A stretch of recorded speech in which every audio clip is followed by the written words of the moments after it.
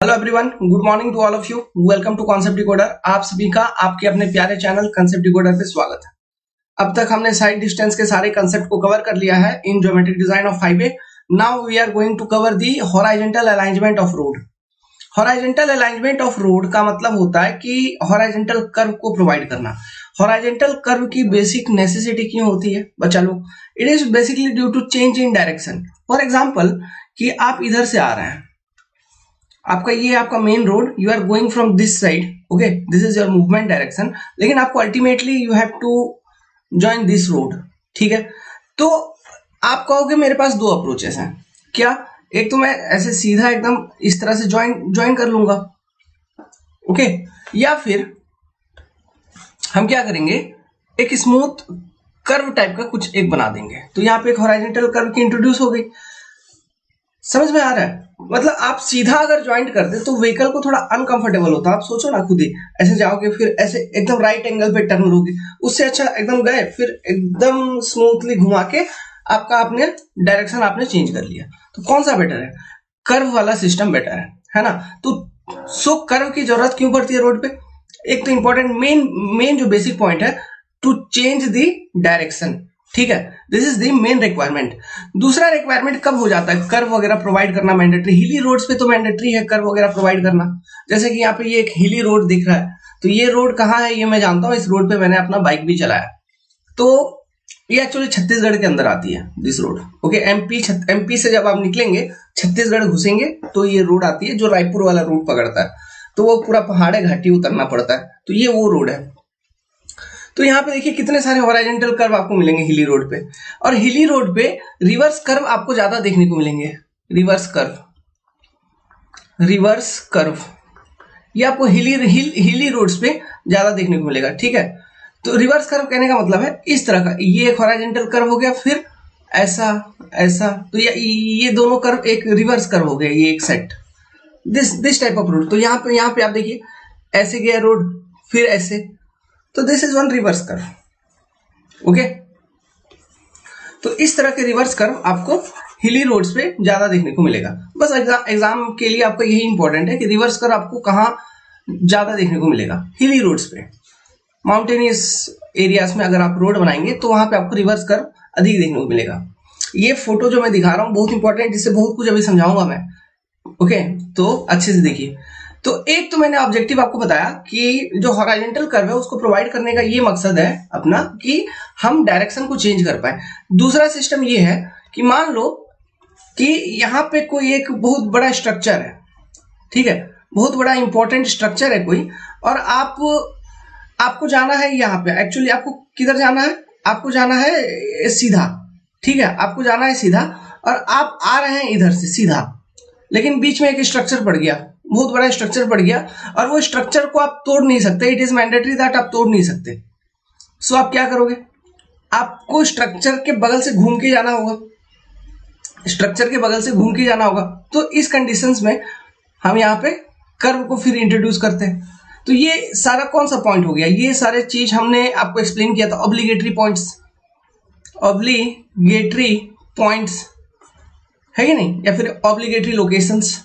सो अगर रास्ते में आपको ऑब्लिगेटरी लोकेशंस वगैरह आ जाए, जिसको हम ऐसा है कि उसको अवॉइड नहीं कर सकते, या फिर उसके बगल से जाना होगा या फिर उससे बहुत दूर से जाना होगा, ठीक है। मतलब दो तरह का ऑब्लिगेटरी पॉइंट्स मैंने बताया था, पॉजिटिव नेगेटिव, ओके। वो सारे कंसेप्ट आप यहाँ पे इंट्रोड्यूस करिए। सो अगर ऑब्लिगेटरी पॉइंट्स जैसे कि लेक वगैरह है, तो लेक वगैरह है तो वहां से हम पास नहीं कर सकते अपने रोड को, हम लेक से घुमा के निकल जाएंगे। कोई मेजर टाउन है, मान लो आपका रोड सीधा जा रहा है, you are going very straight, लेकिन इस लोकेशन पे कहीं पे एक इंपॉर्टेंट टाउन है, तो टाउन के बाहर निकलने से अच्छा ये है ना, कि पॉपुलेशन भी कनेक्ट हो जाएगा। तो थोड़ा सा हम रोड को घुमा देंगे, घुमा के फिर ऐसे सीधा चले जाएंगे, क्या दिक्कत है? तो वहां पे ये टाउन एक obligatory point, positive obligatory point के रूप में ये अभी यहाँ पे काम कर रहा है कि हमको वहां से लेके ही जाना है रोड को। समझ में आ रही है बात? Okay, so these are the things why there is need of horizontal curve. और मेन चीज है change in direction of road. Main चीज क्या है? Change in direction of road, ठीक है। तो ये आपका नेसेसिटी आपने समझ लिया कि what is the basic necessity of introducing A horizontal curve on road. तो यही हॉरिजॉन्टल कर्व को हमको डिजाइन करना है। अभी हॉरिजॉन्टल कर्व को डिजाइन करने का क्या मतलब है, वहां पे बेसिकली हम डिजाइन करते हैं फॉर सुपर एलिवेशन। जो अपना बेसिक डिजाइन है ना, it is for super elevation of the road. Now what is this super elevation? Super elevation is nothing, मतलब मान लो कि देखिए मैं आगे चल के समझाऊंगा, अभी एक जस्ट इंट्रोडक्टरी फेज। आप सुपर एलिवेशन का क्या मतलब है देख लीजिए। यहीं पे देखो, ये जो हिली रोड है, यहीं पे मैंने बताया हुआ है, ये रोड आप देख पा रहे हैं। तो ये कर्व है, ये कर्व का ये आउटर साइड हो गया, outer as, and this is your inner as of the curve, और इनर साइड, ठीक है। This is your outer side and this is your inner side. तो देखिए यहां पे आप देख पा रहे हैं कि जो इनर एज है कर्व का, उसके रेस्पेक्ट में जो आउटर एज है उसका एलिवेशन समथिंग हाई है। कहने का मतलब ये inner edge, this is outer edge, तो with respect to inner edge the elevation of outer edge is high. तो यहां पे आपसे अगर आप क्वेश्चन पूछेगा, ठीक है, कि मान लो कोई हॉरिजॉन्टल कर्व है, ठीक है, अब हॉरिजॉन्टल कर्व के ऊपर अगर बरसात होगी तो वाटर हमेशा किस तरफ बहेगा? हमेशा इनर साइड की तरफ बहेगी, क्योंकि हॉरिजॉन्टल कर्व के ऊपर हम ऑब्वियसली हमेशा सुपर एलिवेशन प्रोवाइड करते हैं। सो रोड कंस्ट्रक्शन के लिए ध्यान रखिएगा, अगर हॉरिजॉन्टल कर्व है, सुनना बात को, अगर हॉरिजॉन्टल कर्व है तो ड्रेन जो बनाओगे, नाली ड्रेन किस साइड बनाओगे? ड्रेन हम बनाएंगे हमेशा इनर साइड की ओर। आउटर साइड की तरफ ड्रेन देने का जरूरत है क्या? नहीं, बिल्कुल नहीं। आउटर एज की तरफ ड्रेन देने का जरूरत है? देने का बिल्कुल जरूरत नहीं है। ओके, तो जब भी हम मतलब ड्रेनेज सिस्टम बनाएंगे हॉरिजॉन्टल कर्व के ऊपर, वो इनर साइड में बनाएंगे। क्लियर है? और देखिए अगर हिली रोड्स है, माउंटेनियस एरिया, माउंटेन्स में, पहाड़ों पे आप ड्रेन नहीं देखोगे। क्यों? एक तो वो तो पहाड़ी के ऊपर है, बरसात का पानी आएगा भी तो वो पहाड़ी से नीचे, बहुत नीचे चला जाएगा। तो हिली रीजन्स में हम ड्रेन कभी भी नहीं देते, ठीक है, इस चीज को ध्यान रखिएगा। ड्रेन हम जनरली कब देते हैं? रोड अगर बैंकिंग में भी है तो भी नहीं देते। बैंकिंग कहने का मतलब है आप मिट्टी भर भर के रोड का लेवल बढ़ा के फिर रोड बना रहे हो तो भी ड्रेन का जरूरत नहीं है। ड्रेन हम देते हैं जब मेरा कटिंग सेक्शन में मेरे को रोड बनाना होता है, तब हम ड्रेन देते हैं। अब कटिंग सेक्शन में कर्व आ गया तो इनर साइड में आपको ड्रेन बनानी है, ध्यान में रखिएगा, ठीक है। This are some practical field concepts and interview related चीजें। समझ में आ रही है ना बेसिकली क्यों हम ड्रेन इनर साइड में देंगे? ओके, क्योंकि सुपर एलिवेशन जब मैं प्रोवाइड करूंगा तो मेरा आउटर एज में से ही राइज हो गया, तो पानी जो आएगी वो इनर साइड पे ही जाएगी। चीजें समझ में आई? ठीक है, तो ये सब तो कुछ इंपॉर्टेंट ऐसे ऊपर की बातें थी जो आपको हॉरिजॉन्टल कर्व से रिलेटेड समझनी थी। इस चीज को आप बहुत गहरे में हम लोग लेके जाएंगे, बहुत अंदर जाएंगे। बहुत अंदर जाने का मतलब ये नहीं है कि आपका ये डिप्लोमा लेवल का, जेई लेवल का आप तैयारी कर रहे हो तो ये पढ़ो ही नहीं। नो नो नो, ऐसा नहीं है। मतलब चीज को अच्छे से समझेंगे, चीज वो है, मेरा कहने का मतलब वो रहा। अब सुनो एक बात, देखो अब थोड़ा टेक्निकल बात करते हैं। देखिए इस वाले रोड पे ये जो फोटो दिख रहा है, यहाँ पे तो सुपर एलिवेशन प्रोवाइड किया हुआ है। Inner as obviously outer as के रेस्पेक्ट में डाउन पे है, मतलब आउटर एज का एलिवेशन ज्यादा है, तो ये तो कर्व डिजाइन है ऑलरेडी, ये है, ठीक है। अब यहाँ पे देखो, ये हॉरिजॉन्टल कर्व के बगल में यहाँ पे एक बहुत चौड़ा सा पट्टी, आपको जगह स्पेस, एक्स्ट्रा स्पेस दिख रहा है क्या? This space is nothing but, इसको हम एक्स्ट्रा वाइडनिंग भी कहते हैं, इसको एक्स्ट्रा वाइडनिंग भी कहते हैं, ठीक है। तो ये हॉरिजॉन्टल कर्व्स के ऊपर हम प्रोवाइड करते हैं एक्स्ट्रा वाइडनिंग। ओके, इसका कैलकुलेशन भी करेंगे आगे चल के, हॉरिजॉन्टल अलाइनमेंट में एक्स्ट्रा वाइडनिंग का कैलकुलेशन, फिर सेटबैक डिस्टेंस का कैलकुलेशन होगा, सब लॉजिकली सब कुछ एक्सप्लेन करूंगा, ठीक है। तो यहाँ पे एक एक्स्ट्रा वाइडनिंग का मतलब क्या है मैं आपको अभी समझाता हूं। देखो होता क्या है, जो हॉरिजॉन्टल कर्व के ऊपर जब व्हीकल चलता है, ठीक है, हॉरिजॉन्टल कर्व उसके ऊपर व्हीकल चलेगा, तो ये जो व्हीकल इसका एक सीजी होगा, तो लेट्स सपोज ये उसका सीजी वाला पॉइंट है, इस गाड़ी का ये सीजी वाला पॉइंट है, जहां पर इस गाड़ी का पूरा मास कंसंट्रेटेड है, और वो मास ग्रेविटी के डायरेक्शन में डाउनवर्ड एक्ट कर रहा होगा, वो मास ग्रेविटी के डायरेक्शन में डाउनवर्ड एक्ट कर रहा होगा। तो वो जो सीजी वाला पॉइंट है, वहीं से, उसी पॉइंट से एक आउटवर्ड डायरेक्शन में एक फोर्स हमेशा लगती है हॉरिजॉन्टल कर्व के ऊपर, जिसको हम कहते हैं सेंट्रीफ्यूगल फोर्स। सेंट्रीफ्यूगल फोर्स, अब ये जो सेंट्रीफ्यूगल फोर्स है, it is one type of inertia force. Inertia force, it is one type of inertia force. अब इनर्शिया फोर्स कहने का मतलब क्या है?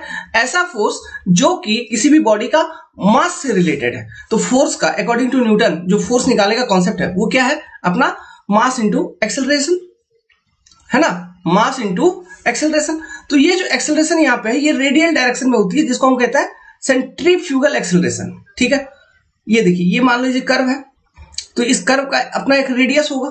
तो ये मान लो, मतलब रेडियस कहने का मतलब ये जो कर्व है, ये कर्व किसी कोई ना कोई एक सर्कल का हिस्सा रहा होगा, ये छोटा सा पार्ट, तो उस सर्कल का जो रेडियस है वही हो गया इस कर्व का रेडियस। ठीक है, तो जो सेंट्रीफ्यूगल एक्सेलरेशन है वो लगती है आपकी टुवर्ड्स इनवर्ड डायरेक्शन में हमेशा, और इस एक्सेलरेशन का वैल्यू कितना होता है, v²/r। This is your acceleration value a. समझ में आया? सो जब व्हीकल आपका कर्व के ऊपर चलेगा तो एक फोर्स लगता है, जिसको मैं कह रहा हूं सेंट्रीफ्यूगल फोर्स, जो कि एक तरह का इनर्शिया फोर्स है। उसका वैल्यू कितना होगा, उसको लेट्स सपोज मैं p से रिप्रेजेंट करता हूं, तो उसका जो वैल्यू होगा p will be equal to mass into acceleration बोला, तो मास इक्वल टू क्या, mass of the vehicle m into acceleration क्या, v²/r। तो आपने ये सुना होगा जब भी हॉरिजॉन्टल कर्व डिजाइन कर रहे होंगे कि एक सेंट्रीफ्यूगल फोर्स लगता है जिसका वैल्यू है mv²/r। समझ में आया? तो ये फोर्स आपका आउटवर्ड डायरेक्शन में लगेगा, आउटवर्ड डायरेक्शन में लग रहा है। ठीक है, मतलब जैसे व्हीकल चलेगा तो व्हीकल के सीजी से आउटवर्ड डायरेक्शन में लग रहा है ये फोर्स।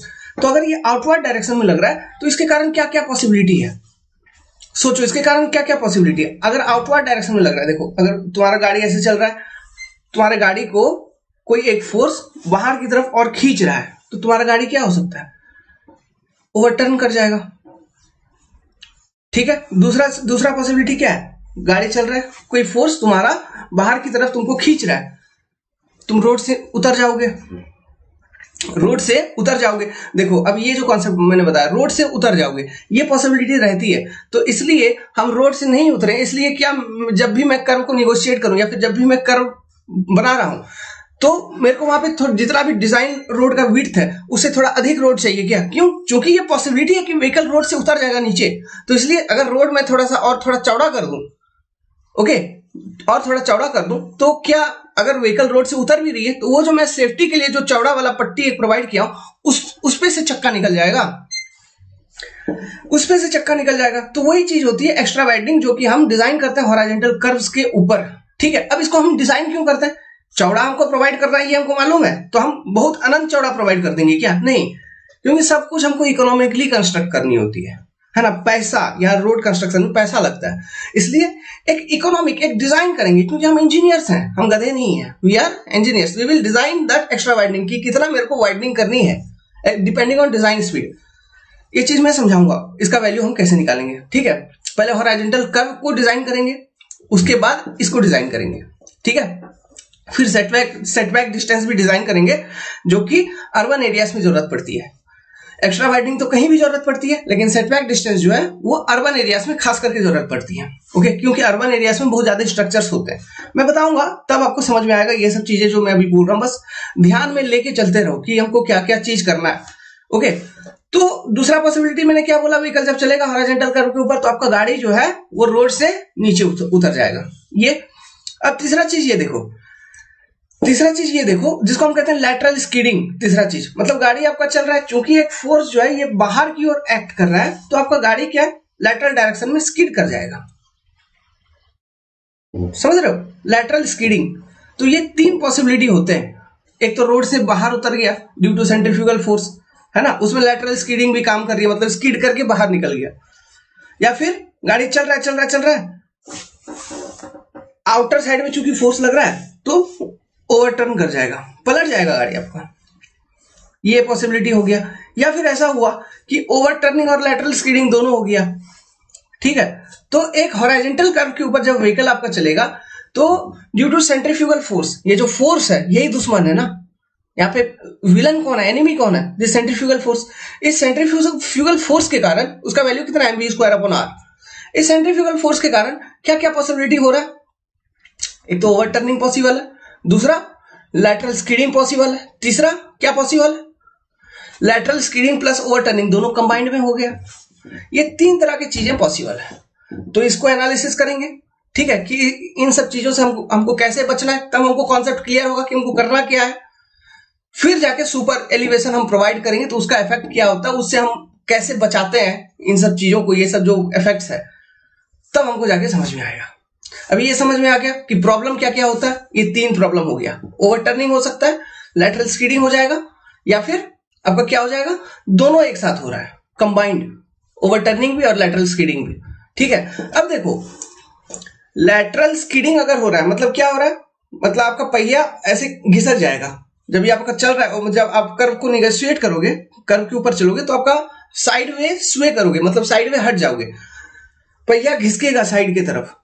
तो इस चीज को रोकने के लिए कौन सा ऐसा फोर्स है जो काम करेगा, सरफेस और पहिया के बीच में लैटरल डायरेक्शन में जो फ्रिक्शन फोर्स होगा, ठीक है, वो काम करेगा। जैसे कि अगर मैं दिखाऊं, ये पहिया है, तो पहिया और इस सरफेस के ऊपर जो लैटरल डायरेक्शन में, लैटरल डायरेक्शन कहने का मतलब है ये ट्रांसवर्स डायरेक्शन, क्योंकि इसी डायरेक्शन में स्वे होगा, मतलब बाहर निकलेगा गाड़ी, स्किड इसी डायरेक्शन में होगा।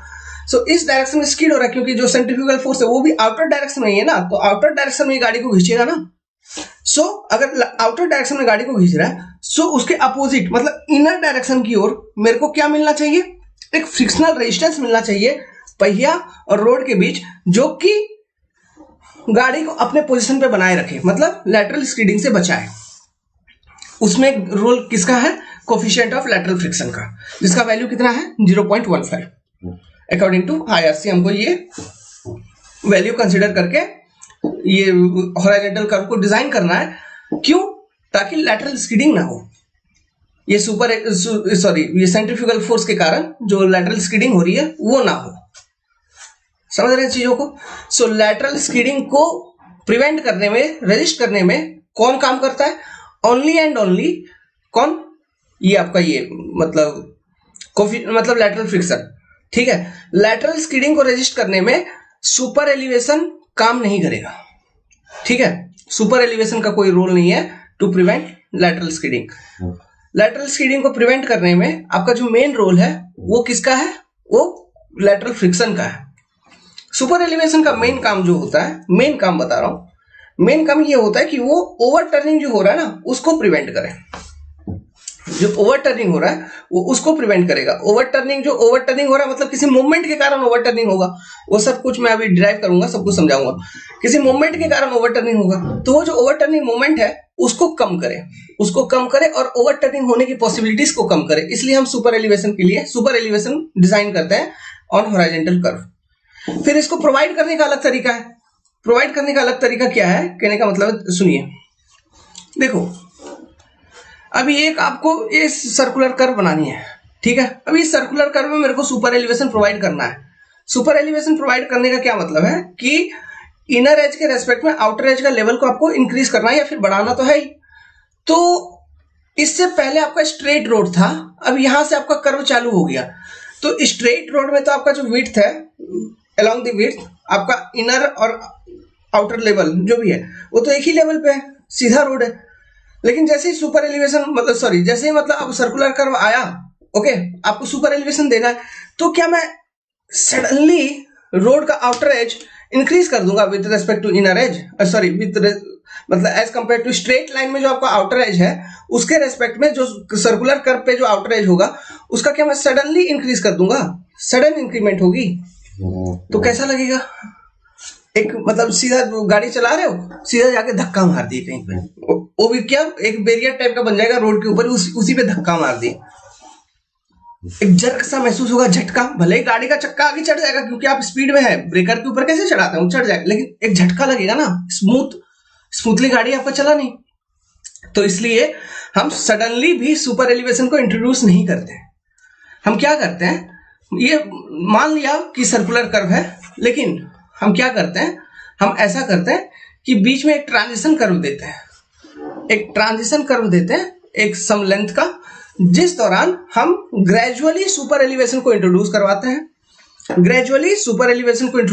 हैं और लेट्स सपोज कि यहां से आपका सर्कुलर कर्व स्टार्ट हो गया, ठीक है। तो जहां से आपका सर्कुलर कर्व स्टार्ट हो गया इस पॉइंट पे, तो ये आपका ट्रांजिशन कर्व हो गया, ट्रांजिशन कर्व। फिर ट्रांजिशन कर्व में आपने क्या किया, ग्रेजुअली सुपर एलिवेशन को इंट्रोड्यूस करवाया ताकि वो जर्क वर्क वाला सिस्टम ना रहे ड्राइवर के पास, तो इंट्रोड्यूस करवाया। और फाइनली जाके जहां से डिजाइन सर्कुलर कर्व आपकी स्टार्ट हो रही है उस पॉइंट पे आपको डिजाइन सुपर एलिवेशन आपको मिल रहा है। जितना भी आपको रेज करना है ना, आउटर एज को आपने वो रेज कर दिया है with respect to inner edge, मतलब वो डिजाइन सुपर एलिवेशन आपने अचीव कर लिया अप टू दिस पॉइंट, फिर यहां से ये कांस्टेंट रहेगी। फिर अगेन खत्म करते वक्त अचानक से खत्म नहीं करेंगे, इधर भी फिर आपका ट्रांजिशन कर्व होगा। ठीक, ये सब कुछ मैं पढ़ाऊंगा, जस्ट ऐसे दिखा रहा हूं कि क्या क्या करना है अपने को। ठीक है, ये सब कुछ मैं पढ़ाऊंगा। तो फिर क्यों यहाँ पे ट्रांजिशन कर्व का लेंथ भी कैलकुलेट करना एग्जाम में आते हैं भाई। ओके, उसका कंसेप्ट नहीं जानोगे कि ट्रांजिशन कर्व है क्या, हमको प्रोवाइड क्यों करना है, तो कैसे होगा, हाउ कैन यू डू। नहीं, याद करने से कुछ नहीं होगा कि मैं याद कर लिया लेंथ कैलकुलेशन, कोई मतलब नहीं है। हाँ, तो ये ट्रांजिशन कर्व फिर खत्म, फिर स्ट्रेट रोड, एक स्मूथ ट्रेवल के लिए अच्छे से आराम से, कोई दिक्कत नहीं है। ठीक है, तो इसका ट्रांजिशन कर्व का लेंथ, सर्कुलर कर्व का लेंथ, ओके, सुपर एलिवेशन, सब कुछ। अब ये कैसे इंट्रोड्यूस करते हैं, इसमें भी बहुत सारे मेथड हैं कि कैसे हम मतलब ये ग्रेजुअली इंट्रोड्यूस करने का तरीका मेरा क्या है।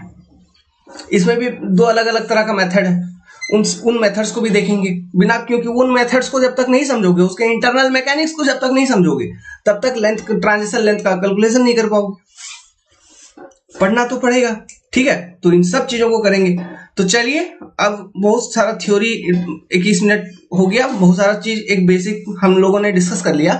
अब थोड़ा डिटेल में चलते हैं। And effect of centrifugal force when a vehicle move on horizontal curve के बेसिक कॉन्सेप्ट से चालू करते हैं ये पूरा हॉरिजॉन्टल अलाइनमेंट का कंसेप्ट को। अगर आपको वीडियो पसंद आती है तो वीडियो को लाइक करिए, चैनल को सब्सक्राइब करिए।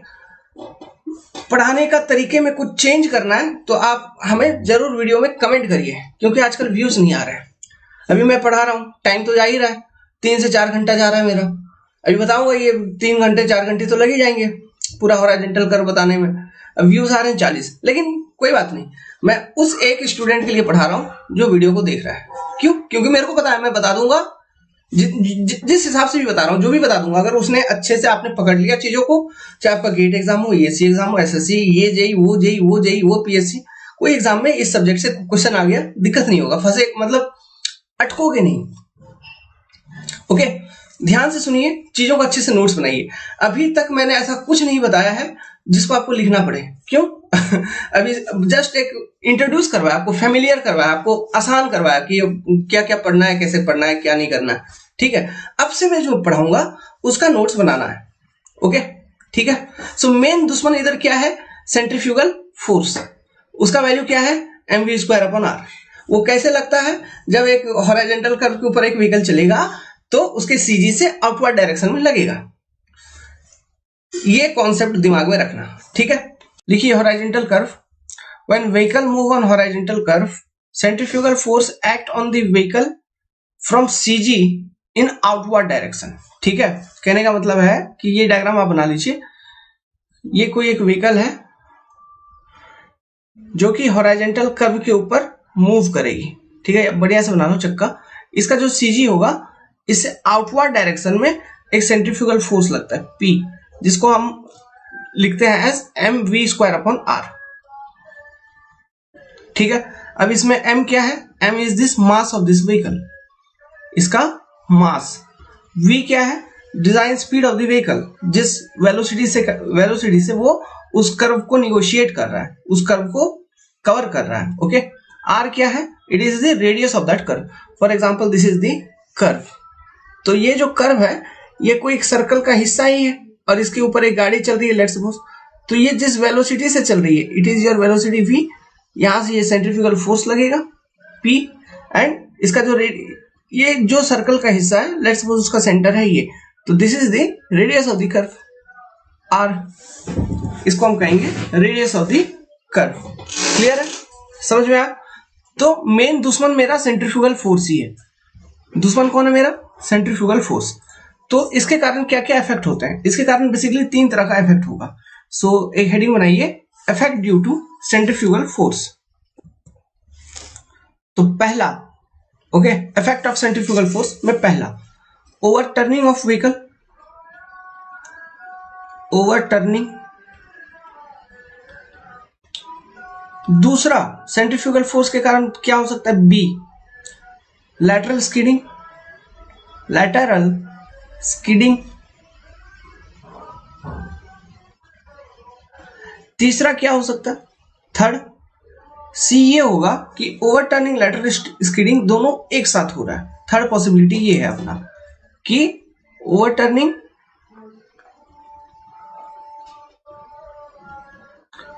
Plus lateral skidding combined.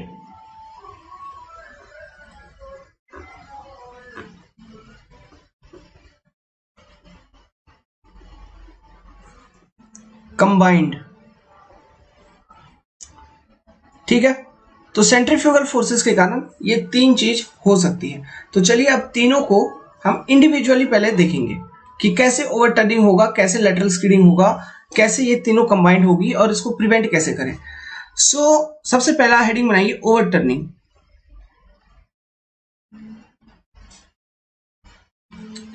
अब यहां पे देखो, अभी मैं केवल हॉरिजॉन्टल अलाइनमेंट के बारे में बता रहा हूं। आप बाय डिफॉल्ट माइंड में ये नहीं सोच लेना कि यहाँ पे रोड के ऊपर सुपर एलिवेशन भी है, नहीं, ठीक है। I am just telling about A road, ठीक है। लेट्स सपोज कि एक ऐसा रोड है, ये एक हॉरिजॉन्टल कर्व है, ठीक है। ये एक हॉरिजॉन्टल कर्व है और ये हॉरिजॉन्टल कर्व का ये प्लान बता रहा हूं, इसका टॉप व्यू, मतलब ऊपर से देखोगे तो इस हॉरिजॉन्टल कर्व के ऊपर एक व्हीकल चल रहा है। Let's suppose one vehicle is moving, okay, it is moving with some velocity v, it is moving with some velocity v। तो ये इसका आउटर साइड हो गया कर्व का, outer side, and this is your inner side, inner side. ये जो horizontal curve है, ये जो रोड है, अभी इसमें किसी तरह का सुपर एलिवेशन वगैरह कुछ नहीं प्रोवाइड किया गया है, जस्ट एक फ्लैट रोड है लेकिन एक हॉरिजॉन्टल कर्व है, एक फ्लैट रोड, हॉरिजॉन्टल लेकिन हॉरिजॉन्टल कर्व है। No super elevation is provided. यहाँ पे आप लोग कंफ्यूज ना हो जाओ, इसलिए मैं लिख देता हूं स्टार पॉइंट बोल के कि नो सुपर एलिवेशन,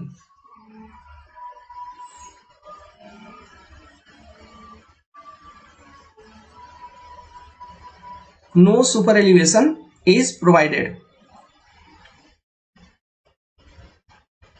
ठीक है। अभी कोई सुपर एलिवेशन हमने प्रोवाइड नहीं किया, it is a flat road, flat road, okay, flat road, लेकिन हॉरिजॉन्टल कर्व है। तो इस केस में हम ओवरटर्निंग का एनालिसिस करेंगे जो कि सेंट्रीफ्यूगल फोर्स के कारण हो सकती है, ठीक है, जो होता है, तो उसके बारे में हम सीखेंगे। तो लेट्स सपोज मैं ये एक क्रॉस सेक्शन ड्रॉ करूंगा, एक्स एक्स सेक्शन, ठीक है। ये जो अभी डायग्राम है, it is what, it is plan या फिर टॉप व्यू, ओके, और टॉप व्यू।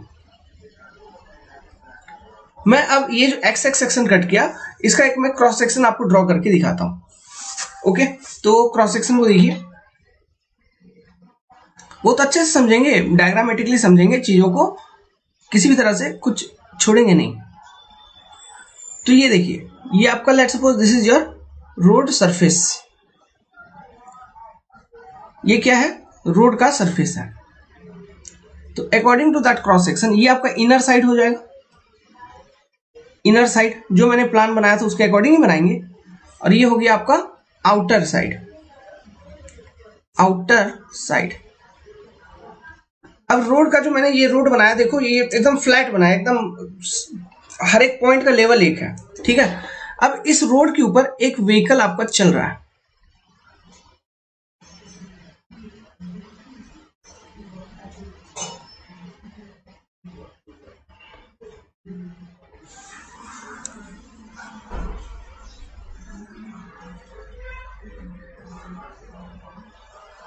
ठीक है, ये उसके पहिए, इस रोड के ऊपर एक व्हीकल चल रहा है और ये उसका पहिया।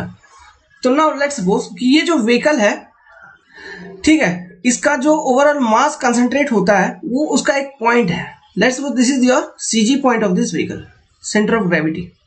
तो ये जो सीजी पॉइंट है, इससे along the direction of gravity, gravity के डायरेक्शन में इसका वेट कंसंट्रेटेड होगा, W मतलब इस व्हीकल का वेट,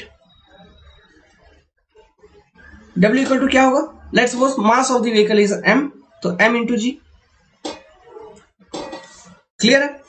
नाउ जैसा कि मैंने आपको बोला कि जब व्हीकल एक कर्व को नियोशिएट करेगा, एक कर्व के ऊपर चलेगा, तो उसके सीजी से आउटवर्ड डायरेक्शन में एक फोर्स लग रही है, which is your centrifugal force. तो लेट्स सपोज कि इसके सीजी से आउटवर्ड डायरेक्शन, तो ये हो गया आपका आउटवर्ड डायरेक्शन। यहां पे एक फोर्स लग रही है which is your magnitude P, जिसको हम कहते हैं सेंट्रीफ्यूगल फोर्स, मैग्नीट्यूड P। और इसका फॉर्मूला क्या हो गया, ब्रैकेट में यहीं पे लिख देता हूं, mv square upon r। r क्या है, r is the radius of the curve. What is r? r is the radius of the curve. अब देखो ये जो सेंट्रीफ्यूगल फोर्स लग रहा है, तो ये रोड सरफेस है, रोड सरफेस के ऊपर गाड़ी चल रही है, गाड़ी के सीजी से आउटवर्ड डायरेक्शन में लग रही है, तो ये एक पर्टिकुलर हाइट पे लग रही है ना, रोड के सरफेस से एक पर्टिकुलर हाइट पे लग रही है। तो कितना हाइट पे लग रही है, लेट्स सपोज ये रोड के सरफेस से h हाइट पे लग रही है, h हाइट पे लग रही है। फीलिंग आ रहा है, समझा?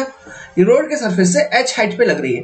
अब देखो इस डायग्राम को देखो, जब व्हीकल आपका चल रहा है हॉरिजॉन्टल कर्व के ऊपर, आप देख रहे हैं कि सीजी से एक सेंट्रीफ्यूगल फोर्स बाहर की ओर एक्ट कर रहा है, ओके, रोड सरफेस से h हाइट के ऊपर। तो देखो ये जो फोर्स है, ये इस व्हीकल को, केवल ओवरटर्निंग के बारे में सोचो, पलटने के बारे में, ये जो फोर्स है P फोर्स, इस व्हीकल को ओवरटर्न कराएगा, ठीक है। लेकिन ओवरटर्न कराएगा तो किसी एक चक्के के अबाउट कराएगा, किसी एक टायर के अबाउट, पहिए के about. Let's suppose this is tyre A and this is your tyre B। तो इस केस में देखो, ये जो ओवरटर्न कराने में जो मूवमेंट है, ओवरटर्निंग मूवमेंट यहां पे कौन सा है, ओवरटर्निंग मूवमेंट, लेट्स सपोज इसको मैं कहता हूं m नॉट। ये जो ओवरटर्निंग मूवमेंट है, ये क्या है, P into H, it is your P into H. और ये जो ओवरटर्निंग मूवमेंट है, आप इस डायग्राम को देख के एकदम फीलिंग आ रहा होगा कि अबाउट द टायर B, जहां पे जो पहिया नंबर B का कांटेक्ट है रोड सरफेस से, पहिया नंबर B के अबाउट ये व्हीकल ओवरटर्न कर जाएगा, पलटी मार देगा। समझ रहे हो, पहिया नंबर B के अबाउट ये व्हीकल पलटी मारने का, इस गाड़ी का पलटी मारने का चांसेस है, समझे क्या? तो ये है ओवरटर्निंग मूवमेंट, कितना, P इंटू एच। अब देखिए, अभी यहाँ पे कोई सुपर एलिवेशन नहीं है, कुछ नहीं है, फ्लैट रोड है, इसके ऊपर गाड़ी चल रही थी, तो इसका सीजी से एक वेट भी तो कंसंट्रेटेड है डाउनवर्ड डायरेक्शन में। तो ये वेट, ये जो ओवरटर्निंग मूवमेंट है, ये किसके अबाउट है, अबाउट मैं लिख देता हूं यहां पे, अबाउट, एक मिनट, अबाउट टायर B। बहुत इंपॉर्टेंट चीजें बताऊंगा, इस चीज को अच्छे से समझिएगा, बहुत कॉन्सेप्चुअल चीजें बताऊंगा यहां पे अभी, अबाउट टायर B, ठीक है, ओके। तो ये देखो, अच्छा पहले दूसरा कॉन्सेप्ट को बताने से पहले ये सोचो, यही जो अभी बताया मैंने ओवरटर्निंग मूवमेंट का कॉन्सेप्ट, तो ये आप देख पा रहे हैं कि ये मूवमेंट एकदम ये इस गाड़ी को टायर B के अबाउट पलटी मार देगा, ठीक है।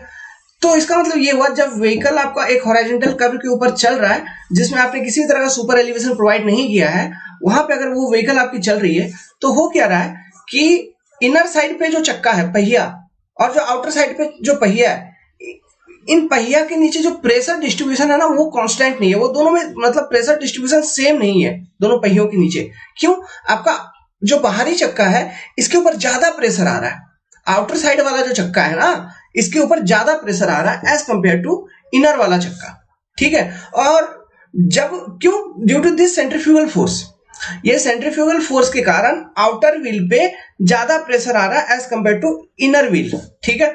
और at the verge of overturning, मतलब जैसे ही ओवरटर्निंग करने वाला होगा, जैसे ही ओवरटर्निंग करने वाला होगा, तो उस वक्त क्या होगा, आपका जो टायर A है, ये जस्ट रोड सरफेस को, मतलब इनर वाला जो पहिया है, वो रोड सरफेस को छोड़ देगा। रोड सरफेस को छोड़ दिया मतलब टायर A और रोड सरफेस के बीच में कोई कांटेक्ट नहीं है, मतलब सारा का सारा व्हीकल का पूरा लोड, पूरा का पूरा प्रेशर कौन से पहिए के ऊपर है, B नंबर पहिया के ऊपर। मतलब पूरा का पूरा प्रेशर कौन ले रहा है, पहिया number B at verge of overturning, मतलब जब जस्ट ओवरटर्निंग होने वाला हो। समझ रहे हो चीजों को? मतलब लेट्स सपोज कि जहां पे ये कांटेक्ट है ना, यहां पे मैं दिखाता हूं कि यहां पे let's suppose this is the reaction, okay, RA। अब ये रिएक्शन है RB, ओके। तो ऑब्वियसली एक ऐसा रोड जहां पे हमने सुपर एलिवेशन वगैरह प्रोवाइड नहीं किया है, वहां और हॉरिजॉन्टल कर्व है और व्हीकल उस पे चलेगा, तो होगा ये ऑलवेज कि your RB will be greater then RA, मतलब pressure at outer wheel will be more than pressure at inner wheel. Pressure कहने का मतलब है जो लोड, जो ओवरऑल गाड़ी का टोटल लोड है ना, जो आउटर व्हील कैरी कर रहा होगा वो ज्यादा है as compare to inner wheel. ठीक है, तो इसलिए अगर इसका प्रेशर डिस्ट्रीब्यूशन मैं बनाऊं, मैं बताऊंगा आगे चल के बताऊंगा। ठीक है, तो ये कॉन्सेप्ट आपको समझ में आया कि प्रेशर किस पे ज्यादा किस पे कम होगा। ओके, क्यों? वो सेंट्रीफ्यूगल फोर्स के कारण हो रहा है। क्यों? वो पहिया नंबर बी के अबाउट ओवरटर्न कर रहा है। तो सोचो ना कि पहिया नंबर बी एक धूर जैसा है, पूरा गाड़ी का लोड इसी के ऊपर कंसंट्रेट हो गया, फिर पलटी मार दिया, आपका कांटेक्ट छूट गया, जो इनर पहिया है उसका रोड सरफेस से कांटेक्ट ही छूट गया। जैसे ही कांटेक्ट छूटा तो कोई रिएक्शन मिलेगा, उस वक्त आर ए इक्वल टू 0 हो जाता है। समझ गए? उस वक्त आर ए इक्वल टू 0 हो जाता है। अच्छा, यहीं से और एक चीज सुन लो। देखो, जबकि तुम ये जान रहे हो कि पहिया नंबर बी पूरा का पूरा लोड कैरी कर रहा है at the time of overturning, तो मान लो कि ओवरटर्निंग अभी नहीं हुआ है, फिर भी पहिया नंबर बी के ऊपर ज्यादा लोड है, मतलब आउटर वाले व्हील पे ज्यादा लोड है। तो ऐसा कोई रोड जिसपे सुपर एलिवेशन हमने प्रोवाइड नहीं किया है और हॉरिजॉन्टल कर्व है, ठीक है, गाड़ी चलेगी, चल रही है, निकल रही है, चल रही है, निकल रही है। तो चूंकि आप जान रहे हो as compare to inner tyre, outer tyre के ऊपर ज्यादा प्रेशर है, तो आउटर टायर जो रोड सरफेस है उसके ऊपर भी तो ज्यादा लोड लगा रहा है, इसलिए यही तो मतलब हुआ ज्यादा प्रेशर का। तो वो क्या करेगा, आउटर साइड पे गड्ढा बनाते चलेगा। तो तुम आप देखे होगे जब हॉरिजॉन्टल कोई रोड में, जब आउटर साइड में, हॉरिजॉन्टल कर्व के आउटर साइड में एक मतलब टायर मार्क रहता है, टायर मार्क रहता है ना। क्यों? क्योंकि चूंकि वो ज्यादा प्रेशर होने के कारण आपका पेवमेंट वहां पे दब जाता है, उसको हम कहते हैं रटिंग, रट फॉर्मेशन, गड्ढा हो जाता है ना आउटर साइड में, है ना, that is called your rutting या फिर रट फॉर्मेशन, RUTTING। ये बेसिकली क्यों होता है? Due to uneven pressure distribution on the tyre when a vehicle negotiate a horizontal curve. Pressure distribution same नहीं होता है इसलिए। ठीक है, अब ये प्रेशर डिस्ट्रीब्यूशन सेम कैसे हो सकता है? ये प्रेशर डिस्ट्रीब्यूशन को सेम बनाने के लिए हम यहाँ पे सुपर एलिवेशन प्रोवाइड करते हैं, ताकि दोनों टायर पे इक्वल प्रेशर हो और ओवरटर्निंग ना हो, है ना। इसी चीज को खत्म करने के लिए हम सुपर एलिवेशन को प्रोवाइड करते हैं, वो बताऊंगा आगे चल के। ठीक है, तो चलिए ये सब चीज आपको मोटा मोटी अभी समझ में आ रहा है, चीजों को, चीजें आप समझ रहे हैं। अभी देखिए, तो ये ओवरटर्निंग मोमेंट इक्वल टू कितना था, m0 which is equal to P into H। तो ये अबाउट टायर भी आपका व्हीकल ओवरटर्न करने का चांसेस है। तो लेकिन यहाँ पे कुछ ना कुछ रजिस्टिंग मोमेंट भी है, कुछ ना कुछ हमको रजिस्टिंग मोमेंट भी मिल रहा है। अब वो रजिस्टिंग मोमेंट कौन सा मिल रहा है? देखो, मान लो ये दोनों पहियों का बीच का जो डिस्टेंस है, ठीक है, ऊपर बना रहा हूं, इसको मैं कहता हूं B, इसको मैं कहता हूं B। तो यहां पे जो रजिस्टिंग मोमेंट है, इसको मैं लेट सपोज इसको कहता हूं MR, which is your resisting moment. तो रजिस्टिंग मोमेंट इक्वल टू, ये डिस्टेंस कितना हो गया, ये हो गया B/2। ठीक है, तो MR equal to W into B/2 is your resisting moment. MR equal to W into B/2, ये हो गया क्या आपका रजिस्टिंग मोमेंट। सो अब मेरे को ये डायग्राम कॉपी में बना लीजिए। ठीक है, जो जो लॉजिक, जो जो बेसिक समझाया मैंने उसको देख लो। So your resisting moment equal to, resisting moment ये भी लग रहा है अबाउट पॉइंट B, MR जो कि आउटर टायर के अबाउट लग रहा है, अबाउट पॉइंट B,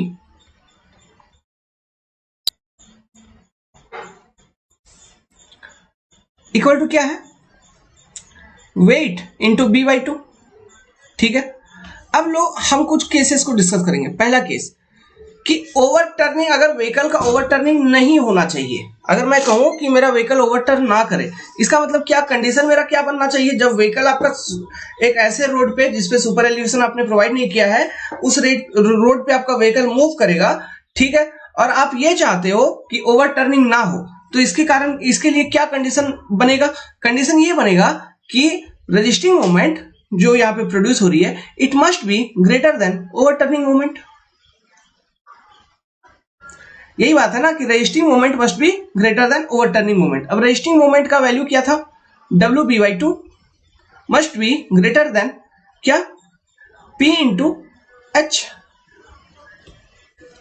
ओके, अब देखो, तो इस चीज को मैं थोड़ा सिंप्लीफाई करता हूं। मैं ऐसा करता हूं कि देखो, तो मैं ऐसा कर सकता हूं कि B/2H must be greater then P/W। मैं ऐसा लिख सकता हूं। अब ये जो P/W है ना, ओके, ये एक अलग चीज है, B/2H must be greater then P/W, condition ये बन रहा है, ठीक है। तो हम ये लिख सकते हैं या फिर कि P/W, ठीक है, must be less than B/2H। इसका जस्ट अपोजिट मतलब यही हुआ, मतलब B/2H must be greater then P/W, कहने का मतलब यही हुआ कि P/W must be less than B/2H, B/2H। Now what is this P/W? ये जो P/W है, it is your centrifugal ratio against overturning. It is your centrifugal ratio against overturning, या फिर अगेंस्ट नहीं, centrifugal ratio due to overturning, ठीक है, due to overturning condition, ऐसे लिखिए, ड्यू टू ओवरटर्निंग कंडीशन। कहां से मैं क्या क्या बताना शुरू कर देता हूं, ऐसा ही होता है। देखो, civil engineering is very easy, बस उसको आप इजी वे में सुन के पढ़िए। कॉम्प्लिकेटेड बनाएंगे तो फिर खत्म, खलास है माइंड, ठीक है। तो ये जो केस मैंने बताया, ये किस लिए बताया? पहला case for no overturning, for no overturning. So आपसे अगर एग्जाम में ऑब्जेक्टिव पूछ लिया कि for no overturning what must be centrifugal ratio, तो उसके बीच में रिलेशनशिप क्या है कि for no overturning centrifugal ratio must be less than B/2H। क्या समझे? For no overturning centrifugal ratio must be less than B/2H। अच्छा, आप मेरे को बताओ कि चूंकि मैं यहाँ पे नो ओवरटर्निंग वाला कंडीशन लेके चल रहा हूं, तो क्या ये नो ओवरटर्निंग वाला कंडीशन है? हाँ, लेकिन इस कंडीशन में भी जो मैंने प्रेशर, अनइक्वल प्रेशर डिस्ट्रीब्यूशन के बारे में बताया, टायर ए और टायर बी के बिलो, तो क्या इस कंडीशन में भी अनइक्वल प्रेशर डिस्ट्रीब्यूशन रहेगा? बिल्कुल रहेगा। हमेशा ध्यान रखना, जब तक आप रोड के ऊपर सुपर एलिवेशन नहीं प्रोवाइड करते, तब ओके, तब तक कोई भी हॉरिजॉन्टल कर्व हो, उसके ऊपर अगर व्हीकल मूव करेगा, उसके आउटर वाले पहिए पे ज्यादा प्रेशर रहेगा as compare to inner tyre. हमेशा याद रखना, सुपर एलिवेशन एकमात्र ऐसा चीज है जो हम प्रोवाइड करते हैं, जिस कारण से मेरा जो प्रेशर डिस्ट्रीब्यूशन है वो टायर के बिलो इक्वल हो जाता है। क्या बात समझ में आया है कि नहीं? ठीक है, ये क्लियर है। अब देखो दूसरी बात, सेकंड, तो ये तो मैंने बोला फॉर नो ओवरटर्निंग, तो फॉर ओवरटर्निंग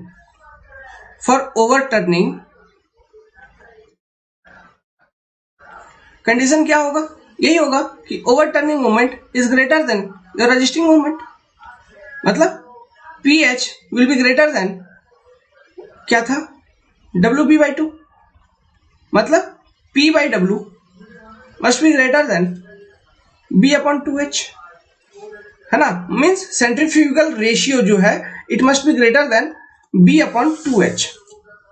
अगर ये कंडीशन वैलिड हो रहा है, मतलब आप ये कहोगे कि ओवरटर्निंग हो गया, यही मतलब हुआ ना। ये कंडीशन अगर है तो ओवरटर्निंग हो गया, और इस केस में जो टायर नंबर B था, सारा का सारा प्रेशर उसी टायर पे था, टायर नंबर A अपना कांटेक्ट छोड़ चुका था, इसलिए तो ओवरटर्निंग हुआ।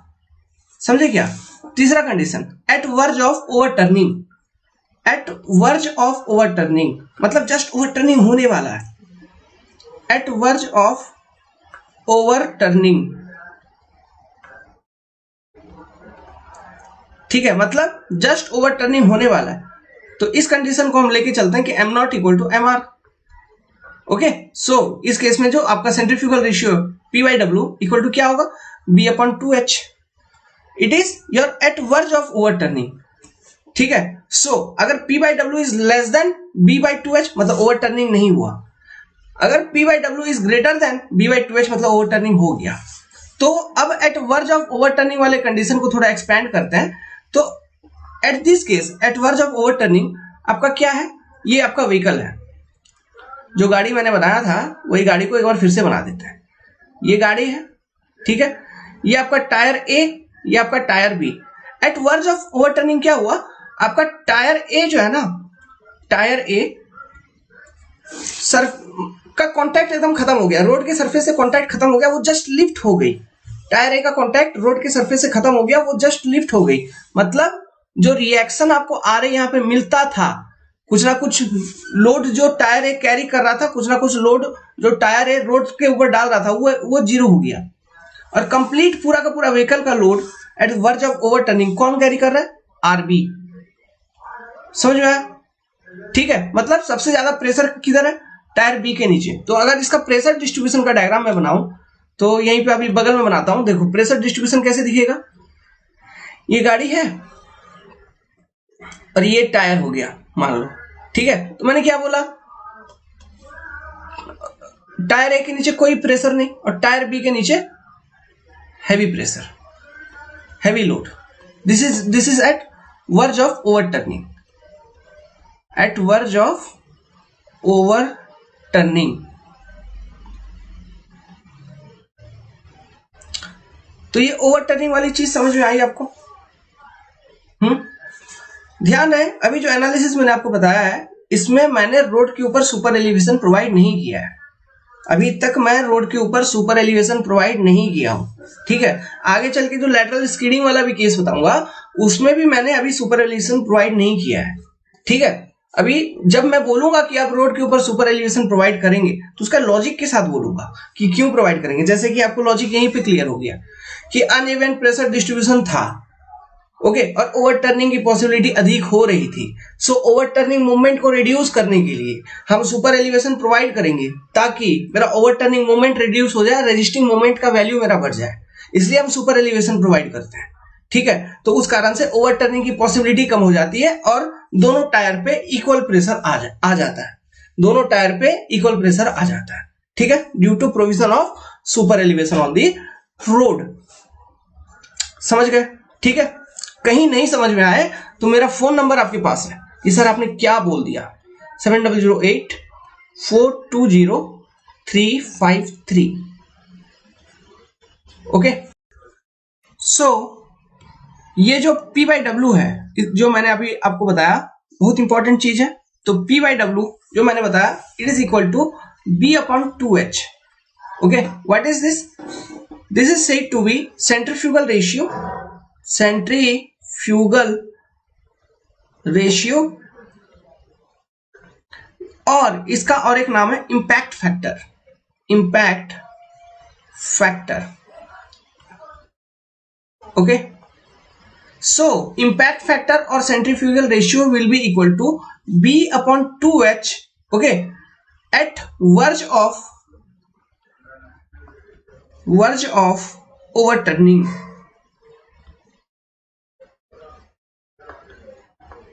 Eight verge of overturning. So दूसरा केस, तो for no overturning,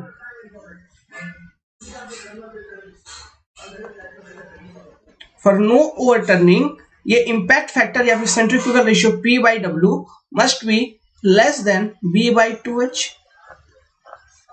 second, for overturning मतलब ओवरटर्निंग हो गया, फॉर ओवरटर्निंग ये जो सेंट्रीफ्यूगल रेशियो या फिर इंपैक्ट फैक्टर है P by W will become greater than B upon 2H की नहीं, समझ गए? Will be greater then B upon 2H। अभी जो हम रोड का एनालिसिस कर रहे हैं वो कौन सा रोड है? ऐसा रोड जिसमें सुपर एलिवेशन प्रोवाइड नहीं किया गया है, ठीक है। ये सब लिखने के बाद कुछ नोट्स बना के लिखिए, बनाइए, हेडिंग दीजिए नोट्स, हेडिंग दीजिए नोट्स, उसमें लिखिए point by point. First point, पहला पॉइंट लिखिए, if there is no super elevation on horizontal curve. पहला पॉइंट लिखिए, if there is no super elevation on horizontal curve then a vehicle negotiating a horizontal curve, then a vehicle negotiating a horizontal curve, comma pressure at outer wheel, जो बाहरी चक्का है, ठीक है, उस पर प्रेशर ज्यादा होगा as compare to pressure on inner wheel, ठीक है, when that vehicle is negotiating horizontal curve. मैंने अभी आपको डायग्राम बना के दिखाया था, ये रोड है, ठीक है, ये डायग्राम बनाना है तो बना लीजिए इसके बगल में, ये व्हीकल, ये चक्का है ना। जब आपका व्हीकल एक हॉरिजॉन्टल कर्व को निगोशिएट कर रहा है तो ऑब्वियसली हमेशा इनर व्हील, ये आउटर साइड है, ठीक है, दिस इज आउटर और ये इनर, तो आउटर व्हील के ऊपर ज्यादा प्रेशर होगा as compare to inner wheel, तो ये होगा उसका प्रेशर बल्ब, इसको कहेंगे प्रेशर बल्ब, ठीक है। या फिर आप रिएक्शन के टर्म्स में अगर लिखना चाहो तो ये लिख सकते हो, यहाँ पे ये चक्का का नाम दे दो, चक्का ए चक्का बी। सो जो रिएक्शन है R A and R B, इनके बीच में रिलेशन ऐसा होगा कि R B will be greater than R A. Reaction मतलब यही ना, जितना लोड आप लगाओगे उतना रिएक्शन आपको मिलेगा। सो पहिया नंबर बी पे ज्यादा लोड लगा रहा है, पेवमेंट के ऊपर पहिया नंबर बी ज्यादा लोड लगा रहा है, तो वहां पे रिएक्शन आपको ज्यादा मिलेगा। यही मतलब हुआ इसका, प्रेशर बल्ब वहां ज्यादा। ठीक है, तो ये पहला पॉइंट ध्यान रखना है, ऑब्जेक्टिव क्वेश्चन पूछते हैं। Next, at the time of overturning, जब ओवरटर्निंग होगा, ठीक है, at the time of overturning मतलब जैसे ही, मतलब कि अब ओवरटर्निंग हो रहा है। अब ओवरटर्निंग किस चक्के के अबाउट हो रहा है? आउटर व्हील के अबाउट, बी के अबाउट। तो at the time of overturning होगा क्या, जो पहिया नंबर ए और रोड सरफेस है, इन दोनों के बीच में कॉन्टैक्ट खत्म हो जाएगा। ठीक है, इन दोनों के बीच में जैसे ही कॉन्टैक्ट खत्म हो गया एट वर्ज ऑफ ओवरटर्निंग, तो सारा का सारा लोड कौन कैरी कर रहा है? पहिया नंबर बी। और टोटल रिएक्शन आर ए, जो रिएक्शन ये कंप्लीटली क्या होगा? जीरो हो जाएगा। यही लिखा हुआ है सेकंड पॉइंट पे, लिखिए at the time of overturning case 2 and case 3 total pressure is carried by outer wheel only. सारा का सारा प्रेशर जो है ये आउटर व्हील ही कैरी करेगा। अच्छा, ये केस 2 केस 3 कहने का मतलब क्या है? जो मैंने ये कंडीशन बताया, केस 2 में क्या बताया मैंने कि M not is greater than M R, ये वाला केस। और केस 3 में मैंने क्या बताया? एट वर्ज ऑफ ओवरटर्निंग, मतलब जब एम नॉट बराबर है एम आर का, देन ऑल्सो, ठीक है, at verge of overturning and जब ओवरटर्निंग हो गया। ठीक है, दोनों कंडीशन में आपका कांटेक्ट क्या हुआ है, जो इनर पहिया है उसका रोड सरफेस से कांटेक्ट खत्म हो गया, तो कांटेक्ट ही खत्म हो गया, तो कोई लोड ले रहा है क्या? कोई रिएक्शन आपको मिल रहा है क्या? नहीं मिलेगा। सारा का सारा लोड किसके ऊपर ट्रांसफर हो रही है? आउटर व्हील के ऊपर ट्रांसफर हो रही है, जो कि वो पेवमेंट के ऊपर ट्रांसफर कर रहा है, रोड को दबा रहा है, आउटर साइड से दब रही है रोड, गड्ढे बन रहे हैं रोड पे। सोचो इतना हैवी पूरा आउटर साइड दबा के गाड़ी निकल रहा है, एक झक्कास, पूरा गड्ढा बना के निकल गया। और उसके ऊपर से बरसात होगी, मान लो रोड पे पानी जमा था और उतना लोड, वो तो धंस जाएगा वहां पे।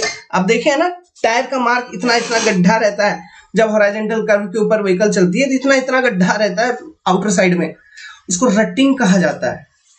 ठीक है, तो लिखिए, तो इसलिए यहाँ पे R इक्वल टू 0 हो गया। ठीक है, सेकेंड पॉइंट लिखिए। तीसरा point, third point, due to increase of pressure on outer wheel it imparts more pressure on outer edge of pavement due to which consolidation occur, outer edge दबना शुरू हो जाता है at one or more than one layer, मतलब at one मतलब कहने का 300 metre का जो लेयर हम डालते हैं ना, सॉरी 300 मीटर बोल रहा हूँ, 300 mm का, जैसा कि टॉप लेयर हो गया, सब बेस लेयर हो गया, ये सब। तो ऐसा हो सकता है कि सिर्फ टॉप लेयर में रटिंग हुआ, या फिर अभी उसी टॉप लेयर में रटिंग हुआ है, फिर दूसरा गाड़ी फिर वही रटेड वाला लेयर से पास हो गया, नीचे वाला भी दब गया। तो यही कह रहा है कि एट वन और more than one layer of pavement which is called rutting, या फिर रट्स, इसको रट्स बोलते हैं। और इस तरह का जो फेलियर है इसको रटिंग कहा जाता है। So super elevation can also avoid if we provide super elevation on the road। तो क्या ये रटिंग को भी अवॉइड करेगा? क्यों रटिंग को क्यों अवॉइड करेगा? क्योंकि super elevation will contribute in equal pressure distribution below the tyre. समझ गया बात को? समझा क्या? ठीक है, तो ये था आपका ये ओवरटर्निंग वाला केस एंड उससे रिलेटेड चीजें। अब हम देखेंगे लैटरल स्किडिंग वाले केस को। सेंट्रीफ्यूगल फोर्स का जो दूसरा इफेक्ट है लैटरल स्किडिंग, इसके बारे में। ठीक है, तो जब एक गाड़ी हॉरिजॉन्टल कर्व के ऊपर मूव कर रही है, ऐसा कर्व, ठीक है, जिसपे हम किसी भी तरह का सुपर एलिवेशन प्रोवाइड नहीं किए, तो वहां पे लैटरल स्किडिंग का मतलब क्या है? ठीक है, मैं चाहता हूं कि मैं थियोरेटिकली डायग्राम वगैरह बनाने से पहले आप एक प्रैक्टिकल फोटो को देख लें। इस चीज का उपयोग ना, इसको एज ए पॉजिटिव में भी यूज करते हैं। कौन? जो रेस ट्रैक वाले होते हैं ना, है ना, वो लोग इसको पॉजिटिव वे में यूज करते हैं लैटरल स्किडिंग को। आप देखिए यहाँ पे इसी इमेज में देखिए, जो गाड़ी है हॉरिजॉन्टल कर्व के ऊपर गई, ठीक है, तो देखिए, चूंकि आपको मालूम है आउटर साइड में, तो कर्व का आउटर साइड किधर है? इस तरफ। ठीक है, वहां पे एक सेंट्रीफ्यूगल फोर्स लगेगा, तो सेंट्रीफ्यूगल फोर्स लग रहा है। ठीक है, उसके कारण देखिए गाड़ी का पहिया जो है कैसे लैटरल डायरेक्शन में साइड हो गया। तो वो बेसिकली क्यों हो रहा है? वो इसी को कहते हैं लैटरल स्किडिंग। तो अगर ऐसा होगा तो सोचो इस कारण से क्या होगा? गाड़ी एकदम ऐसे हो जाएगी, एकदम मतलब ऐसे स्किड करके ऐसे सीधा हो जाएगी, मतलब अपना रास्ता छोड़ देगी। उसको मतलब चलना था, ऐसे चलना था, तो वो स्किड होके ऐसे हो जाएगी। यही हो रहा है ना, कुछ समझ में आया लेटरल स्किडिंग का मतलब? ठीक है, यहाँ पे एक्चुअली मैं वो पेन से ड्रॉ नहीं कर पाऊंगा, इसलिए मैं बता नहीं रहा हूं, लेकिन आप यही सोचो, ये गाड़ी है, आउटर डायरेक्शन में सेंट्रीफ्यूगल फोर्स लग रही है, ठीक है। अब लैटरल स्किडिंग बेसिकली क्यों होता है? अगर आपका रोड सरफेस और टायर के बीच में अगर फ्रिक्शन की मैग्नीट्यूड कम है, लैटरल फ्रिक्शन की मैग्नीट्यूड कम है, तो वो सेंट्रीफ्यूगल फोर्स का इफेक्ट अगर ज्यादा है एज कंपेयर टू लैटरल या फ्रिक्शन फोर्स, तो आपका क्या होगा? स्किड हो जाएगा इन आउटर डायरेक्शन, मतलब आउटर साइड ऑफ कर्व जिधर है उस डायरेक्शन में आपका व्हीकल स्किड हो जाएगा। This is called your lateral skidding, ठीक है। आप एक प्रैक्टिकल फोटो देख लीजिए इसका। होप कि ये फोटो से कुछ दिमाग में लगा कि लैटरल स्किडिंग एक्चुअली है क्या। पहिया घिसक जाएगा, ठीक है। अब चलिए अब इसका थ्योरेटिकल एनालिसिस करते हैं। सो लैटरल स्किडिंग इंटरेस्टिंग है। तो देखिए, ये रोड है आपका,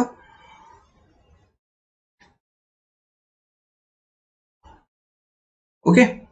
सो ये आपका आउटर साइड, वही वाला प्लान है जो पहला प्लान था, वही प्लान। ये inner side,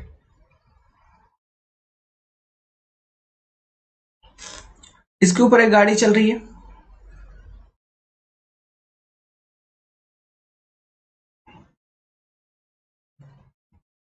okay. This is tyre A, this is tyre B. इसका ये सीजी है व्हीकल का, यहां से आउटवर्ड डायरेक्शन में एक सेंट्रीफ्यूगल फोर्स एक्ट कर रहा है जिसका मैग्नीट्यूड है पी। इसको निकालेंगे कैसे? M V square upon R, ठीक है। This is your centrifugal force, centrifugal force क्यों नहीं लिखा रहा है यहां पे? Centrifugal force. अब देखो, चूंकि मैंने ये आपको पहले ही बता रखा है, जब एक ऐसा रोड है जिसके ऊपर आपने सुपर एलिवेशन प्रोवाइड नहीं किया और वो हॉरिजॉन्टल कर्व भी है, तो उस केस में जो टायर है इस पे प्रेशर डिस्ट्रीब्यूशन इक्वल नहीं रहेगा, ठीक है। इस केस में इसके ऊपर जो प्रेशर डिस्ट्रीब्यूशन है वो इक्वल नहीं रहेगा, ये आपको पता है। तो लेट्स सपोज यहां पर रिएक्शन है R A, this is reaction your R B. तो कौन सा रिएक्शन ज्यादा होगा? ऑब्वियसली आपको मालूम है RB will be greater than R A, ठीक है। लेट्स सपोज इसके सीजी से along the direction of gravity इसका वेट इस व्हीकल का कंसंट्रेटेड है, वेट जिसको हम कहते हैं W, which is nothing but mass into acceleration due to gravity, mg, ठीक है।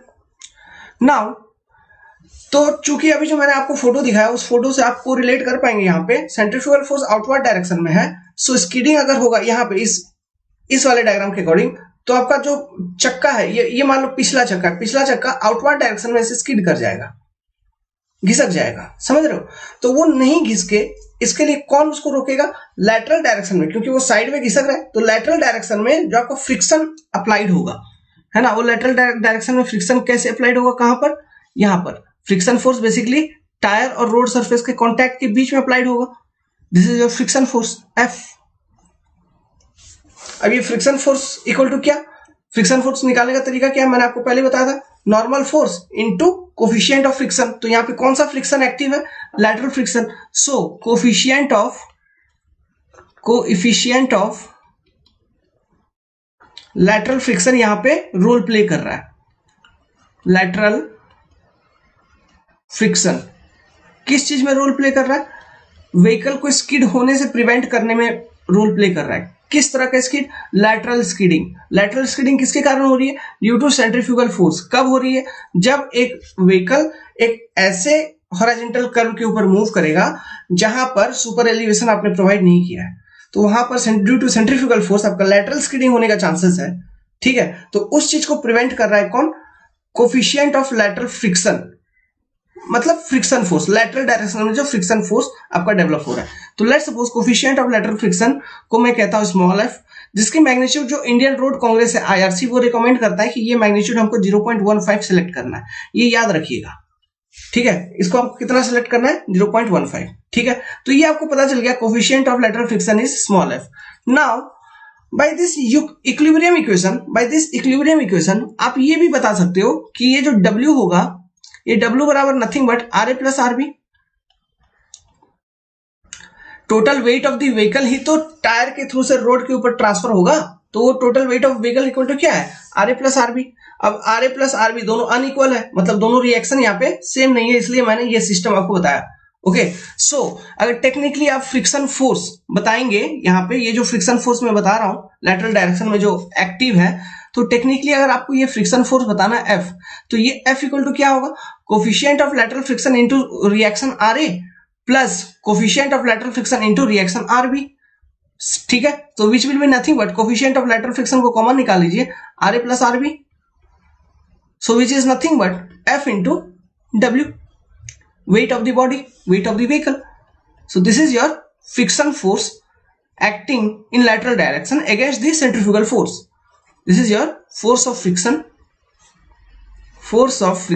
अब देखो ये चीज मैंने ऐसे तोड़ के बताया, आप बोलोगे सर आप तो बहुत डीप पढ़ा रहे। अरे बाबा इसमें क्या डीप है, मैंने जस्ट इक्विलिब्रियम इक्वेशन को यूज किया है। किताबों में ये सब चीज नहीं रहता, आप कंफ्यूज हो जाते हो, अरे बुक में नहीं है ऐसे कैसे आप बता दिए। एक्चुअली उसका बैकग्राउंड यही है। ओके, नहीं तो और क्या टेक्निक लगा के वो निकालेगा, कोई उपाय नहीं है, ये मैकेनिक्स यही है। ओके, तो ये क्या है force of friction acting in lateral direction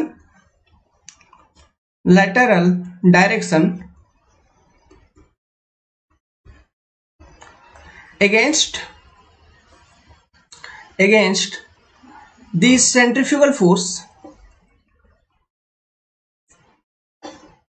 अच्छे से लिखिए चीजों को, एक्चुअली मेरे को लिखने में थोड़ा दिक्कत हो रहा है क्योंकि ये वेबकैम भी चला रखा हूं, सब कुछ चला रखा हूं, है ना, बहुत सारा प्रोसेस भी चल रहा है लैपटॉप के अंदर, तो थोड़ा हैंग करता है टैबलेट। कोई बात नहीं, आप मैं बोल रहा हूं ना, उसको फ्लो करके आप अपनी सुंदर राइटिंग में लिखो। Against the centrifugal force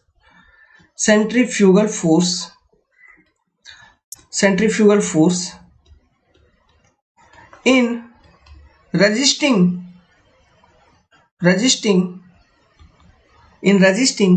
the lateral skidding मतलब ये फोर्स ऑफ फ्रिक्शन आपको क्या कर रहा है, क्या सपोर्टिंग कर रहा है, लैटरल स्किडिंग ऑफ व्हीकल जो हो रहा है, जब आपका व्हीकल एक हॉरिजॉन्टल कर्व को निगोशिएट कर रहा है तो उसको वो रजिस्ट करेगा। हमेशा ध्यान रखना, चाहे हम सुपर एलिवेशन भी प्रोवाइड करते हैं रोड के ऊपर, तो भी जो लैटरल स्किडिंग वाला कंडीशन होगा, लैटरल स्किड रेजिस्टेंस होगा, वो कौन रजिस्ट करेगा, हमेशा ये फ्रिक्शन ही रेजिस्टेंस प्रोवाइड करेगा अगेंस्ट लैटरल स्किडिंग। आप अगर सुपर एलिवेशन भी प्रोवाइड कर दोगे तो उसके कारण आपका लैटरल स्किडिंग प्रिवेंट नहीं होगा, वो तो अगर फ्रिक्शन नहीं है लैटरल डायरेक्शन में तो स्किड कर जाएगा। तो हमें हमेशा लैटरल डायरेक्शन में प्रॉपर फ्रिक्शन के लिए डिजाइन करना है, ठीक है, वही आपको लैटरल स्किडिंग से प्रिवेंट करेगा। सुपर एलिवेशन का बस ये रोल है कि वो ओवरटर्निंग को कम करे, वो बस ओवरटर्निंग को कम करेगा। क्लियर है? lateral skidding is not prevented by super elevation. Super elevation only helps in preventing the overturning. वो overturning मूवमेंट को reduce करेगा, जो overturning मूवमेंट सेंट्रीफ्यूगल फोर्स के कारण हो रही थी m0 P into H, उसको वो reduce करेगा। उसको reduce करने का मतलब क्या, हमको हमारा resisting मूवमेंट वो बढ़ाएगा। resisting मूवमेंट कैसे बढ़ाएगा मैं बताऊंगा, आगे चल के डायग्राम बनाऊंगा, जब आउटर एज को मैं उठा दूंगा फिर हम एक एनालिसिस फिर करेंगे, तब देखना कैसे रेजिस्टिंग मूवमेंट बढ़ जाएगी, ओवरटेकिंग मूवमेंट कम हो जाएगी, ओवरटर्निंग मूवमेंट कम हो जाएगी और दोनों टायर के ऊपर इक्वल प्रेशर आ जाएगा। ठीक है, तो वो ओवरटर्निंग को काउंटरैक्ट करने में काम करता है super elevation, not in resisting the lateral skidding. It is only counteracted by the lateral friction, जो फ्रिक्शन डेवलप हो रहा है इन लैटरल डायरेक्शन। क्लियर है? ठीक है, तो चलो अब जरा एनालिसिस करते हैं। कि एनालिसिस ये करेंगे कि पहला केस 1। ओके, यहां पे P इक्वल टू क्या है, अच्छा केस 1 से पहले ये मेरे को बताओ, P इक्वल टू क्या है, सेंट्रीफ्यूगल फोर्स ठीक है, कैसे निकालोगे? mv²/r, बार बार लिख रहा हूं ताकि ध्यान में रह जाए। इसके कारण क्या हो रहा है? लैटरल स्किडिंग हो रही है, लैटरल स्किडिंग हो रही है। नाउ F इक्वल टू क्या है? फ्रिक्शन फोर्स, फ्रिक्शन फोर्स कैसे निकालोगे? Coefficient of lateral friction into weight component of the body और weight of the body, F into W. ये क्या कर रहा है? रजिस्टिंग लैटरल स्किडिंग, ये रजिस्ट कर रहा है लैटरल स्किडिंग को, RESISTING, रजिस्टिंग लैटरल स्किडिंग।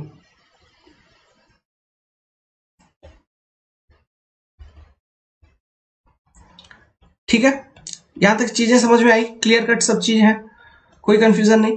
सो अब मैं केस 1 लेता हूं। Okay, case 1, for no lateral skidding.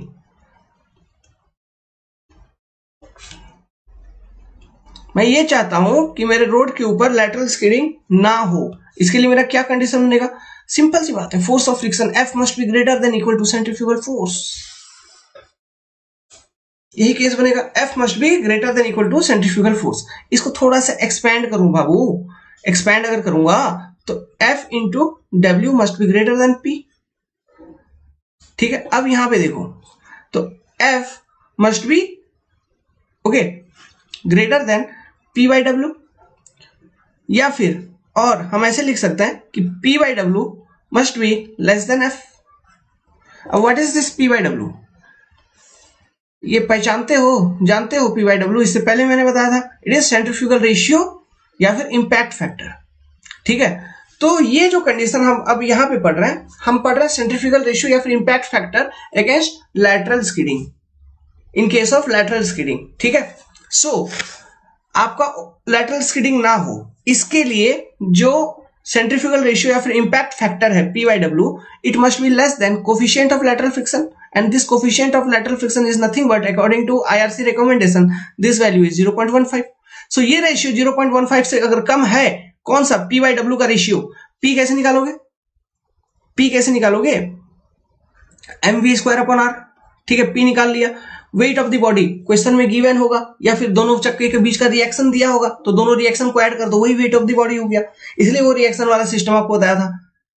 हाँ, अभी क्वेश्चन में P बाई डब्ल्यू पूछ दिया और वेट ऑफ बॉडी नहीं दिया, लेकिन रिएक्शन दे दिया, तो फिर कंफ्यूज हो जाते ना कि सर कैसे निकालते, वेट ऑफ बॉडी ही नहीं दिया था, क्वेश्चन ही गलत है। नहीं, ऐसा नहीं है, रिएक्शन दिया हुआ है, दोनों को ऐड कर दो, निकल जाएगा। क्या समझे? ठीक है, तो ये दोनों निकाल के डिवाइड कर दोगे, तो इफ लेस देन F है, मतलब 0.15 से कम है, मतलब वहां उस वाले रोड पे लैटरल स्किडिंग नहीं होगा, यही मतलब हुआ। ठीक है, तो this is case 1 for no lateral skidding. Case 2,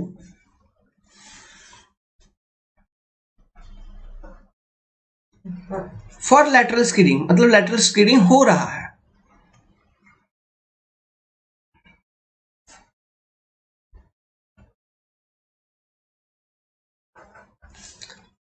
तो इस केस में क्या हुआ? P is greater than your capital F, मतलब फ्रिक्शन फोर्स, तो P is greater than F into W, means P by W जो सेंट्रीफ्यूगल रेशियो है या फिर impact factor is greater than coefficient of lateral friction की नहीं। Case 3,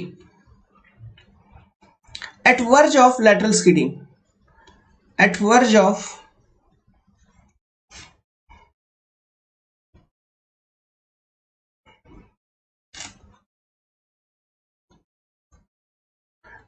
of lateral skidding.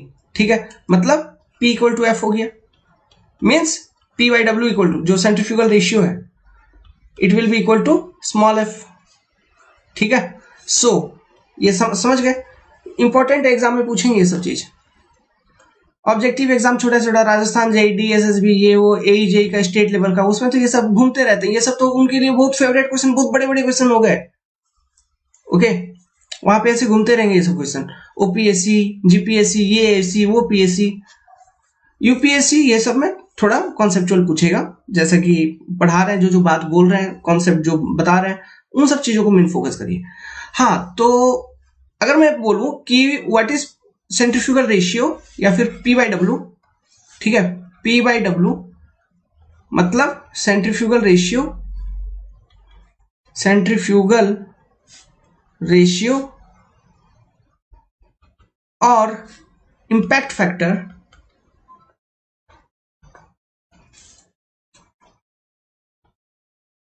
in case of lateral skidding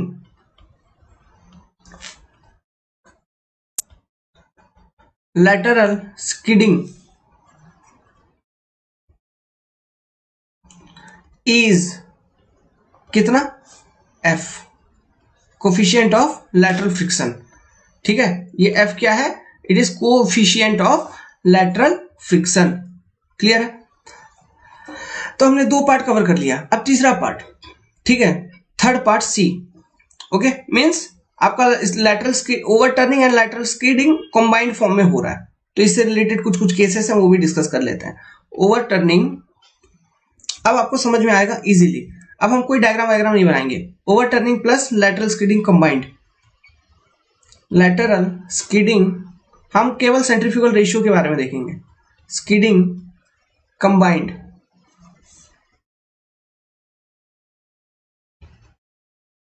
ठीक है, तो पहला केस P बाई डब्ल्यू होता है कितना, is equal to B upon 2H। ये ओवरटर्निंग के केस में है, मतलब एट वर्ज ऑफ यहां पे लिख दिया ऊपर में, at verge of P by W equal to B upon 2H for at verge of overturning. Okay, and यही वैल्यू होती है P by W equal to F किस केस में, at verge of lateral skidding.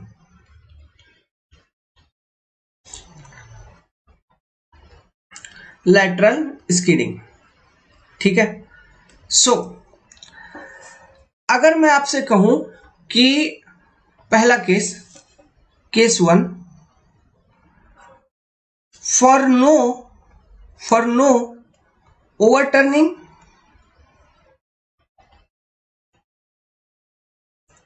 And lateral skidding,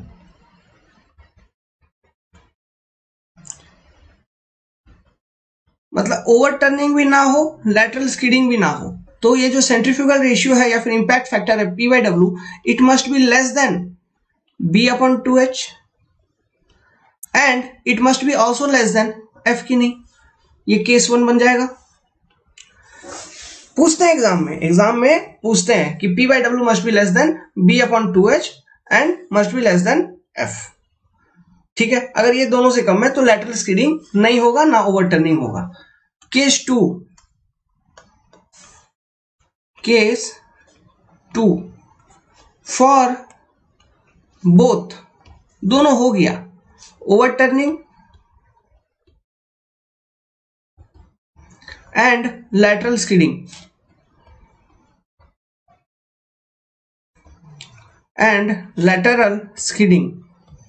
ये कलम थोड़ा फंस रहा है, आप लोग थोड़ा मैनेज करिए, इसलिए मेरे को भी गुस्सा आ रही है, मैं क्या करूं, सिस्टम नहीं यूज कर सकता कुछ भी, मेरे पास यही है। अब देखो यही सब सब्जेक्ट दूसरा आदमी पढ़ा रहा है, कोई इधर उधर पढ़ा रहा है, 3000 4000 5000 चार्ज कर रहा है, मैं भी पढ़ा रहा हूँ, फ्री में पढ़ा रहा हूँ निःशुल्क, मेरा क्या स्वार्थ है, कुछ भी नहीं। तो for both overturning and lateral skidding, हाँ स्वार्थ यही है कि आप लोग मेहनत करिए। मैंने जो फेसेस किए हैं, स्ट्रगल्स किए हैं, सभी वो चीज नहीं कर पाए, यही एक लालच है, यही कुछ कि आए हैं दुनिया में तो कुछ करके जाएंगे, बस यही चीज है। तो case 2 for both overturning and lateral skidding, मतलब ऐसा कि ओवरटर्निंग भी हो गया, लैटरल स्किडिंग भी हो गया, तो सेंट्रीफ्यूगल रेशियो जो है क्या होगा, ये ग्रेटर हो जाएगा किससे, it will be greater then B by 2H and it will B also greater than coefficient of lateral friction. Coefficient of lateral friction की वैल्यू F 0.15, बार बार बता रहा हूं 0.15, एग्जाम में 100 बार पूछा है कम से कम। केस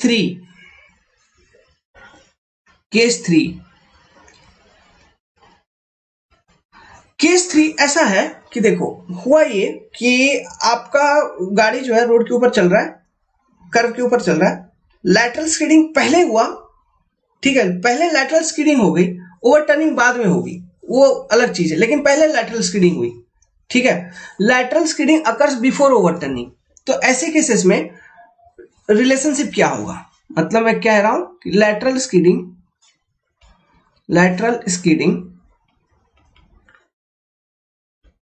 अकर्ड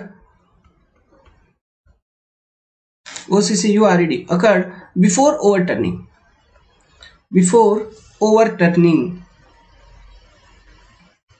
पूछेंगे एग्जाम में। तो क्या रिलेशनशिप रहेगा, लैटरल स्किडिंग अगर हो गया पहले, इसका मतलब तो ये क्लियर है कि जो आपका कोफिशिएंट ऑफ लैटरल फ्रिक्शन है it is less than your centrifugal ratio, मतलब F is less than your centrifugal ratio P/W। Overturning नहीं हुआ है, मतलब ओवरटर्निंग नहीं हुआ है, मतलब ये जो सेंट्रीफ्यूगल रेशियो है it is less than your B/2H। समझ गया ये रिलेशनशिप। केस 4, मतलब ओवरटर्निंग पहले हुआ as compare to lateral skidding, means overturning occurred prior to lateral skidding, ऐसा लिखिए। ओवरटर्निंग, सब कंडीशन एग्जाम में पूछेंगे, occurred prior to lateral skidding.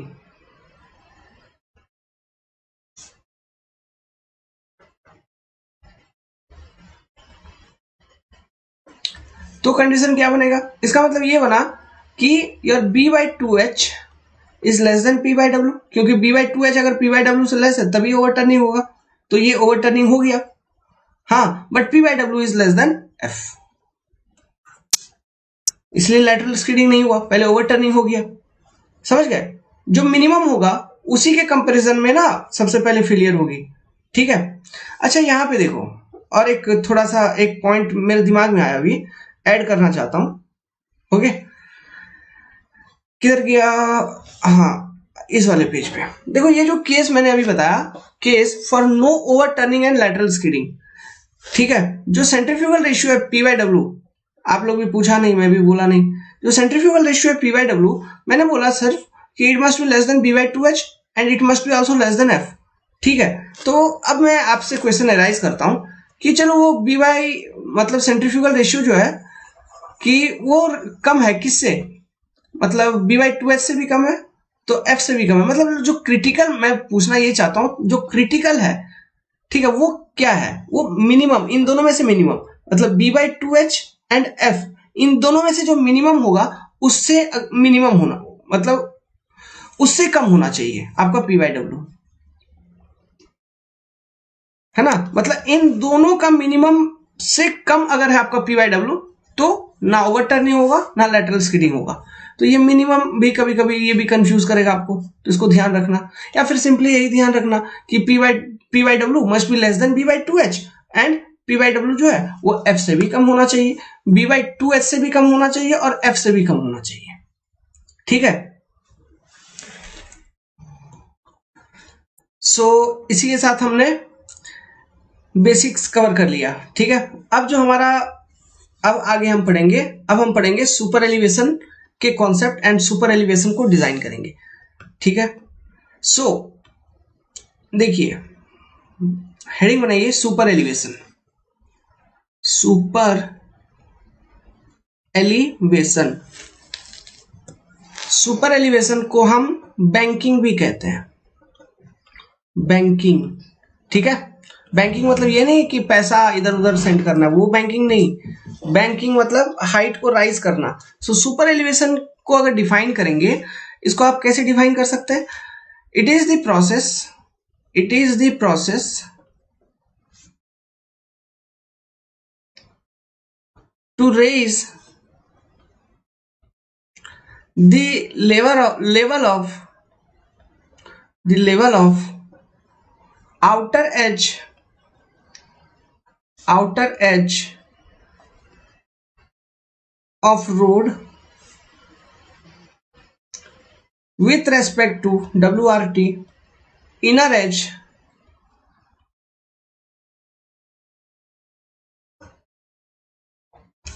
on a horizontal curve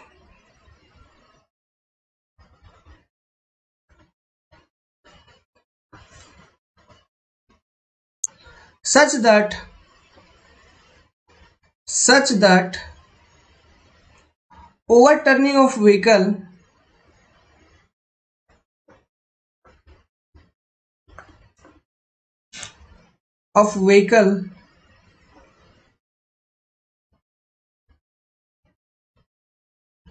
on outer side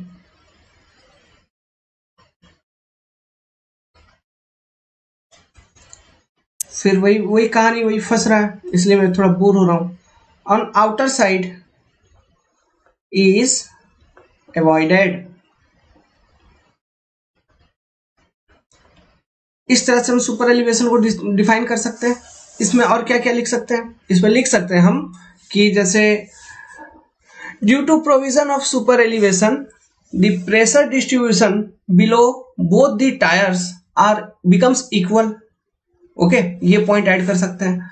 और एक पॉइंट क्या लिख सकते हैं? हम ये लिख सकते हैं, लिखिए कि नोट बना के लिखिए कि super elevation only helps in avoiding overturning of vehicle about outer side and it do not contribute any in preventing lateral skidding of the vehicle। आगे लिखिए नोट बना के फिर से, lateral skidding of vehicle is only prevented by the friction which is developed along lateral direction on road। ठीक है, the friction which is developed along lateral direction on the road. In points को लिख लिया। अभी लिखने में time waste, dictate कर दिया, लिख लीजिए। ओके, इंपॉर्टेंट है, लिखना इंपॉर्टेंट है, कॉपी में लिखिए। अब मैं ही लिखूं कोई जरूरी नहीं है ना, ये भी तो कोई जरूरी नहीं है कि सब चीज मैं ही लिखूं। तो अब देखिए, तो चलिए सुपर एलिवेशन करते हैं। ओके, करते हैं। तो प्लान बना रहा हूं, ये मान लो रोड है, हॉरिजॉन्टल कर्व है, एक व्हीकल इस पे चलना है, ये व्हीकल आपका चल रहा है। तो ये आउटर हो गया, आउटर एज, ये इनर साइड हो गया। ये हॉरिजॉन्टल कर्व का रेडियस है मान लो आर, इसका रेडियस क्या है आर। सो ये मैं एक क्रॉस सेक्शन ले रहा हूं एक्स एक्स, ये सेक्शन मैं अभी आपको बना के दिखाऊंगा। ठीक है, ये सेक्शन मैं आपको अभी बना के दिखाऊंगा। ये बना लो, ये डायग्राम प्लान, हेडिंग तो है ही सुपर एलिवेशन, उसके अंदर स्टेटमेंट कुछ ना कुछ लिखे ही हो, फिर ये प्लान बना लो। बना लिया, इरेज कर देता हूं, कर दिया मैंने इरेज। अब यहाँ डेरिवेशन करूंगा मैं, सुपर एलिवेशन का जो इक्वेशन आप लोगों ने कभी बचपन में पढ़ा है या फिर याद किए हो, उसको मैं डिराइव करूंगा बाबू। ओके, सो ध्यान से, ठीक है। तो जैसा कि अभी तक आपने देखा, ये मान लो हॉरिजॉन्टल रोड सरफेस था, ये हॉरिजॉन्टल रोड सरफेस था है। तो जैसा कि अभी तक आपने देखा, मैंने अभी ये डेफिनेशन बताया सुपर एलिवेशन का। इसमें हम क्या करते हैं सुपर एलिवेशन में, ये इनर एज है, ये वाला इनर एज, ये वाला क्या आपका आउटर एज। तो सुपर एलिवेशन में अपन क्या कर रहे हैं बच्चा लोग, आउटर एज को हम राइज करते हैं, मतलब आउटर एज का लेवल हम इंक्रीज कर देते हैं with respect to inner edge. तो ये इनर एज का लेवल है, तो लेट्स सपोज मैंने आउटर एज को, उसका लेवल को मैंने बढ़ा दिया।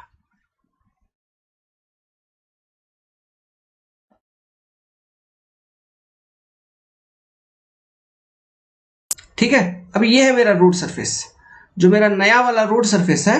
अब ये है मेरा रोड सरफेस उस हॉरिजॉन्टल कर्व के ऊपर, वो सीधा नहीं है, आपने आउटर एज को उठा दिया। तो लेट्स सपोज जो इसका विड्थ है रोड का, ये जो टोटल रोड का विड्थ है, इट इज योर, क्या लेंगे, बी ले लेते हैं, capital B. This is your width of road. आपने इस इतने विड्थ में आपने लेट्स सपोज एक्स अमाउंट से उठा दिया। ठीक है, ये एक्स अमाउंट से उठा दिया, हाँ एक्स अमाउंट से उठा दिया, या एक्स सेंटीमीटर एक्स मीटर जो भी है उतना रेज कर दिया। तो ये एक्स सेंटीमीटर कितना उठाएंगे नहीं उठाएंगे, ये हम डिजाइन करके निकालते हैं। ठीक है, हमको कितना उठाना पड़ेगा ये हम डिजाइन करके निकालते हैं। ओके, तो this is only super elevation की rising of the outer bank with respect to inner. Okay, तो लेट्स सपोज ये जो एंगल आपने दिया, ये जो एंगल दिया, ये एंगल, तो this angle is your theta.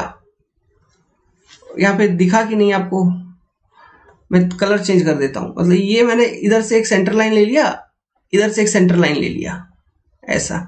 ये एंगल आपका हो गया थीटा, ठीक है, this is a theta angle. तो tan थीटा इक्वल टू क्या होगा, tan theta equal to X by B. कहा हो रहा है बबुआ, tan theta equal to X by B, okay.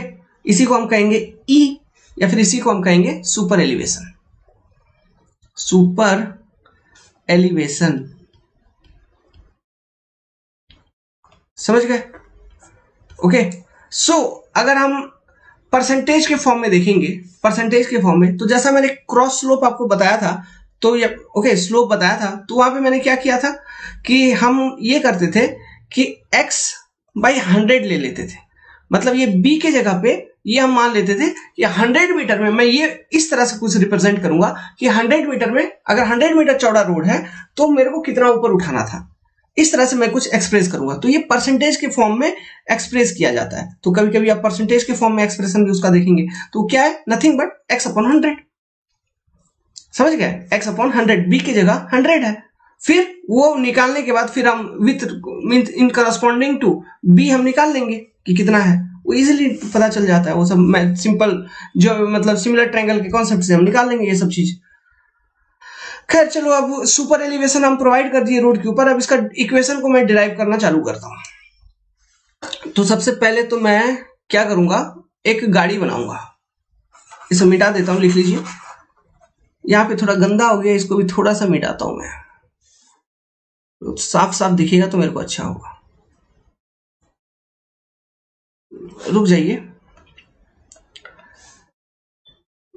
ठीक है ठीक है ठीक है। हाँ, तो एंगल थीटा मतलब कुछ नहीं बल्कि यही एंगल, यही वाला एंगल थीटा हो गया, ठीक है। फिर हैंडराइटिंग तेरा इतना गंदा क्यों है पीयूष बाबा, थीटा, ओके, साफ साफ लग रहा है, ओके। तो देखिए अब क्या करेंगे, एक गाड़ी में बनाता हूं आपको पहले, सबसे पहले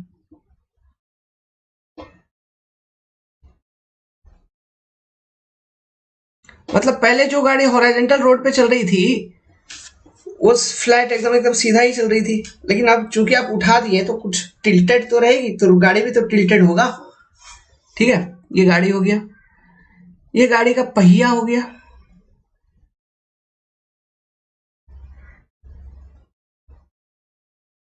ओके, ये क्या हो गया, गाड़ी का पहिया। अच्छा, ये नीचे का विड्थ जो बी है रोड का चौड़ाई, इसको भी मैं मिटा देता हूं, ये फालतू में डिस्टर्ब करेगा, जो मेरे को पसंद नहीं। डायग्राम मेरा क्लियर कट होना चाहिए। ये आपका सीजी सेंटर ऑफ ग्रेविटी वाला पॉइंट। अब देखो, सीजी से एकदम along the direction of gravity, ये एकदम सीधा आपका क्या होगा, W जो वेट है वो कंसंट्रेटेड होगी, वेट ऑफ व्हीकल, W जिसको मैं कहूंगा, एंड सीजी से अलोंग आउटर साइड डायरेक्शन में क्या लग रहा होगा, सेंट्रीफ्यूगल फोर्स जिसको मैं कहूंगा P, okay. Now lateral direction में क्या लग रही होगी, यहां पे इनर साइड में लैटरल डायरेक्शन में आपका ये लग रहा होगा फोर्स ऑफ फ्रिक्शन जिसको मैं कहूंगा F, ठीक है। तो मेरे को ये बताओ, ये तो सीजी से ये अभी जो मैंने एक्सिस बताया है, एक्सिस आपको बनाया है, क्या this axis are normal axis to the vehicle, ये तो इस व्हीकल का अभी जो प्रेजेंट केस है उसमें तो इस कंडीशन में तो ये नॉर्मल एक्सिस वगैरह नहीं है, तो इसका नॉर्मल एक्सिस क्या होगा, उसका अपना एक्सिस क्या होगा। तो इस व्हीकल का अगर एक्सिस में आपको बताऊं तो क्या वो ये होगा, देखिए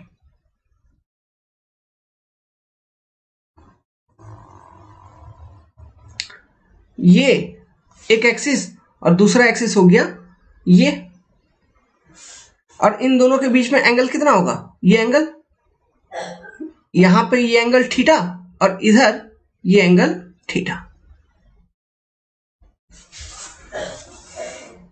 मतलब जितना डिग्री से आपने पेवमेंट को राइज किया है, ठीक है, तो वही थीटा डिग्री इंक्लिनेशन इन दोनों एक्सिस के बीच में भी होगा, इधर से थीटा उधर से थीटा, समझ गए, वेरी गुड। चलो अब फोर्सेस को रिजॉल्व करते हैं। ये जो वेट है, फिर वो जो सेंट्रीफ्यूगल फोर्स है, इसको अब रिजॉल्व करते हैं तो देखते हैं क्या मिलता है। कलर चेंज कर देता हूं पेन का। तो देखो, अगर इसको मैं रिजॉल्व करूं तो सबसे पहले वेट के बारे में लिख रहा हूं। तो वेट, तो यहां मैं लिखूंगा W cos थीटा। ये W cos थीटा हो जाएगा, ठीक है। नाउ तो ये तो हो गया कॉस वाला कंपोनेंट, W cos थीटा। अब देखना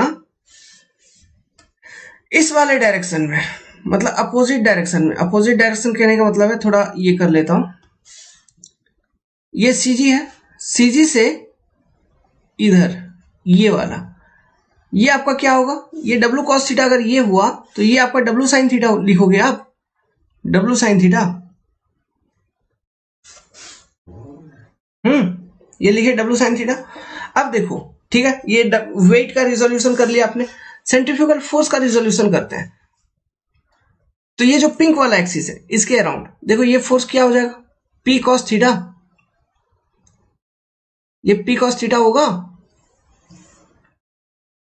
होगा, बिल्कुल होगा। नाउ इस वाले एक्सिस के अलाउंग, जिस एक्सिस के along W cos theta resolve किया है, उसके अलाउंग क्या आ जाएगा आपका, यहां पे आ जाएगा P sin theta.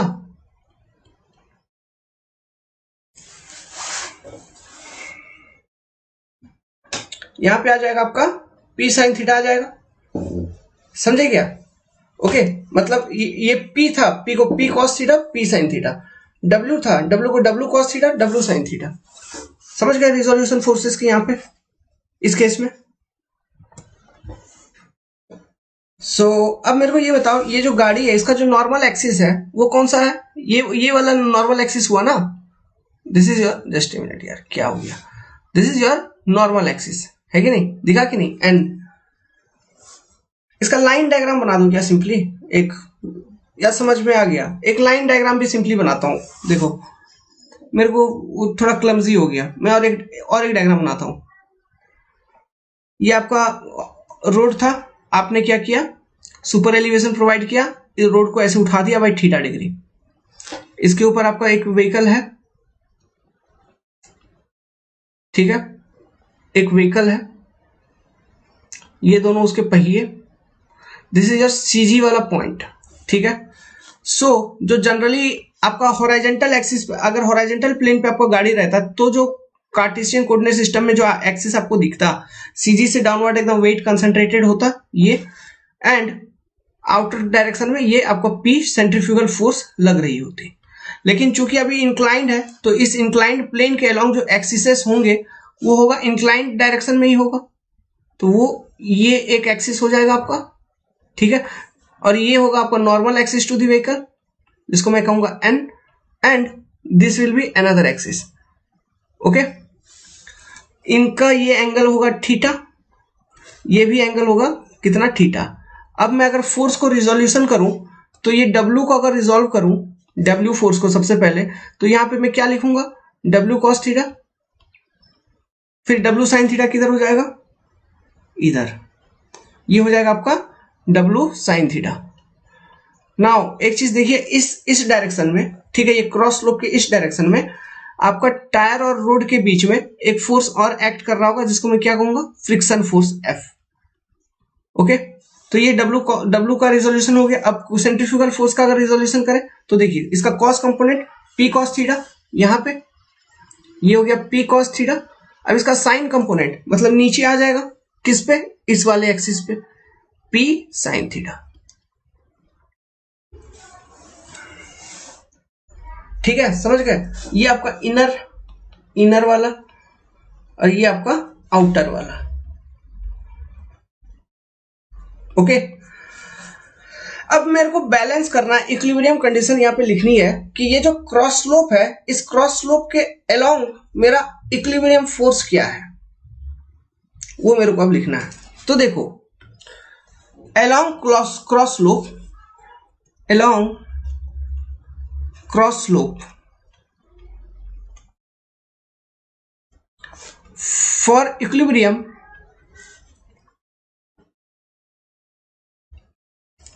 For equilibrium मैं ये लिखूंगा, देखिए आप डायग्राम को देखिए, जो बैलेंसिंग फोर्स है वो क्या है, W sine theta plus F, वो इस डायरेक्शन में लग रही है, is equal to P cos theta, जो कि इस डायरेक्शन में लग रही है। तो यही दो फोर्स एक दूसरे को बैलेंस कर रहे हैं कि नहीं, अलोंग द क्रॉस स्लोप। आप देखो, ठीक है, ये इक्वेशन मैंने किसके अलोंग लिखा, ये मैंने लिखा along cross slope, very important. अब यही मेरा एनालिसिस मैं यहां से चालू करूंगा। अब यहाँ पे P क्या है, it is your centrifugal force, centrifugal force कैसे निकालेंगे, mv square upon R. v क्या है, डिजाइन स्पीड या design velocity on the road, ठीक है, mv square upon R. R क्या है, radius of the curve. Now w क्या है, weight of the body, weight of the body. अब ये वेट ऑफ बॉडी कितना हो गया, mg, ऐसे निकालेंगे। f क्या है, friction force, friction force in lateral direction, friction force in lateral direction equal to हम कैसे निकालेंगे, coefficient of friction, lateral friction into normal force, coefficient of lateral friction into normal force, यही आपका friction निकालने का concept है। तो यहाँ पे नॉर्मल फोर्स इक्वल टू कितना है, नॉर्मल फोर्स इक्वल टू कितना है, ये देखो, ये डायग्राम देखो, आजा आजा आजा, हाँ। तो यहाँ पे नॉर्मल फोर्स, ये जो नॉर्मल एक्सिस है, देखिए नॉर्मल एक्सिस के अलावा आपका नॉर्मल फोर्स कितना है, टोटल कुल मिला के N इक्वल टू आपका, मैं लिख दूंगा P sine theta plus W cos theta, इतना है ना, है कि नहीं, तो लिख दीजिए।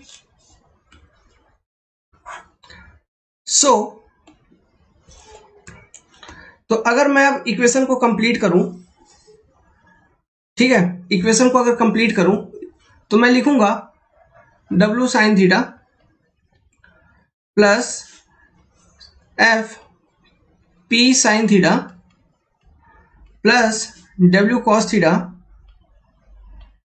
Equal to P cos theta. अगर एक्सपेंड करूं तो ऐसे लिखूंगा, ठीक है। अब इसको सिंप्लीफाई करूंगा, तो कैसे सिंप्लीफाई करेंगे, एक काम करो, पूरे इक्वेशन को साइन थीटा से डिवाइड कर दो।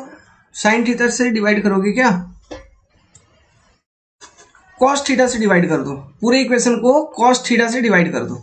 तो मैं ऐसे लिख सकता हूं कि P equal to W sine theta by cos theta, W tan theta हो जाएगा इधर, ओके। फिर प्लस F ब्रैकेट में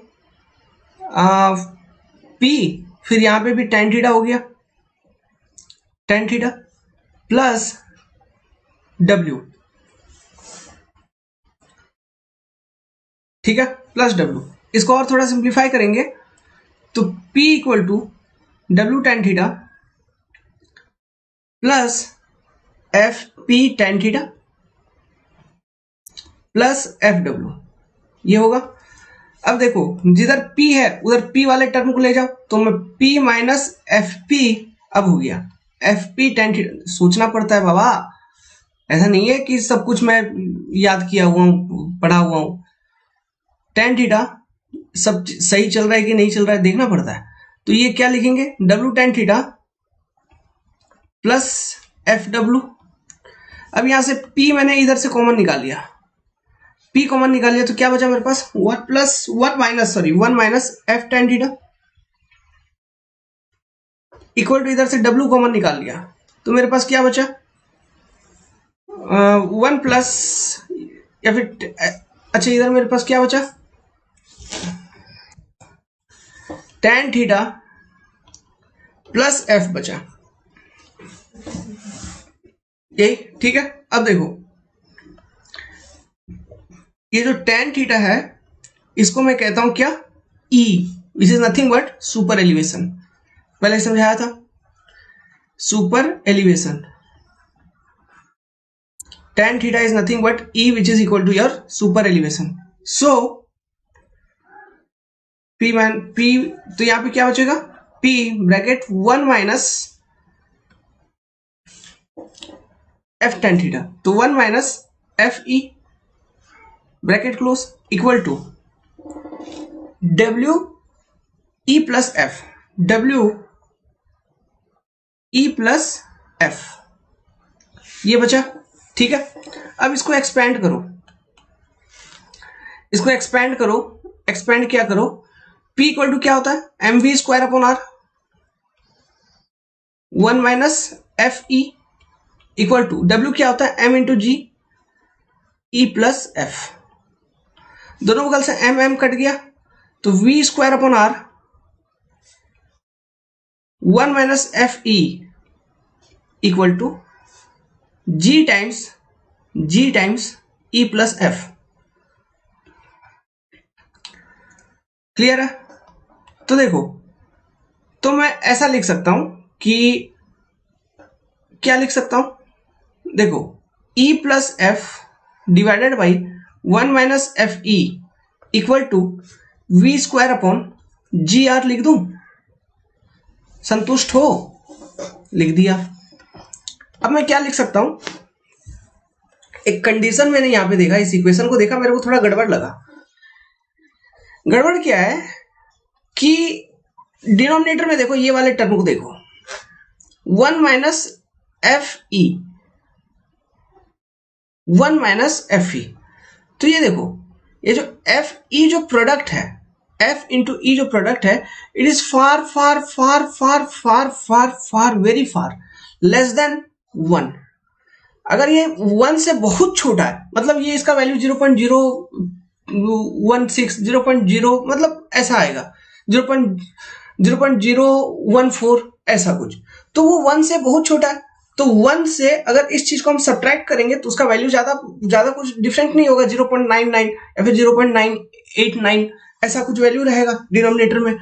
तो इसका मतलब क्या हुआ कि हम ये कह सकते हैं कि 1 minus F E is approximately equal to 1। ये अप्रोक्सीमेट रिजल्ट है, तो it is approximately equal to 1 की नहीं, हम ये कह देंगे। क्यों? क्योंकि एफ ई जो प्रोडक्ट है, it is far far less than 1, ऐसा मैं कह सकता हूं। एक नोट बना के लिख लो इधर बगल में। तो अगर मैंने ये बात बोला तो क्या हो गया,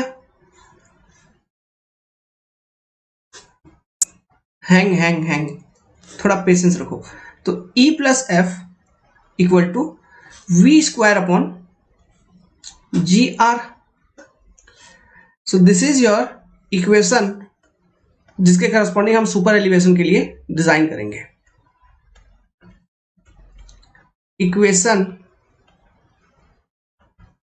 for design of horizontal curve, design of horizontal curve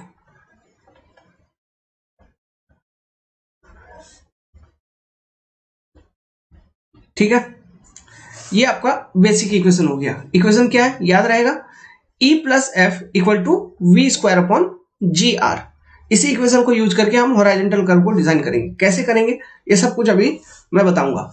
मैं सोच रहा हूं अभी मैं इसको कंटिन्यू करूं कि नहीं। चलिए कर ही देता हूं, कोई बात नहीं, क्योंकि करना बहुत जरूरी है, नहीं तो अभी छोड़ दूंगा तो फिर अगला वीडियो में लिंकअप नहीं बना पाओगे या बना लोगे, क्योंकि वीडियो का लेंथ बहुत ज्यादा हो गया, 1 GB प्लस होगा, अपलोडिंग करने में दिक्कत होगा। तो मैं यहीं से जैसे जैसे अभी छोड़ रहा हूं, यहीं से अगले वीडियो में मैं कंटिन्यू करूंगा। यही कॉन्सेप्ट से, पीछे कुछ नहीं जाएंगे, यहीं से आगे के लिए कंटिन्यू करेंगे। ठीक है, सो आई एम एंडिंग दिस। अगर यहां तक आपको किसी को समझ में नहीं आया तो 7008-420-353 पर कमेंट करिए। मैं अभी वीडियो बनाना कंटिन्यू रखूंगा, जस्ट वीडियो को यहाँ पे एंड कर देता हूं और यहां तक का पार्ट अपलोड कर दूंगा। ठीक है।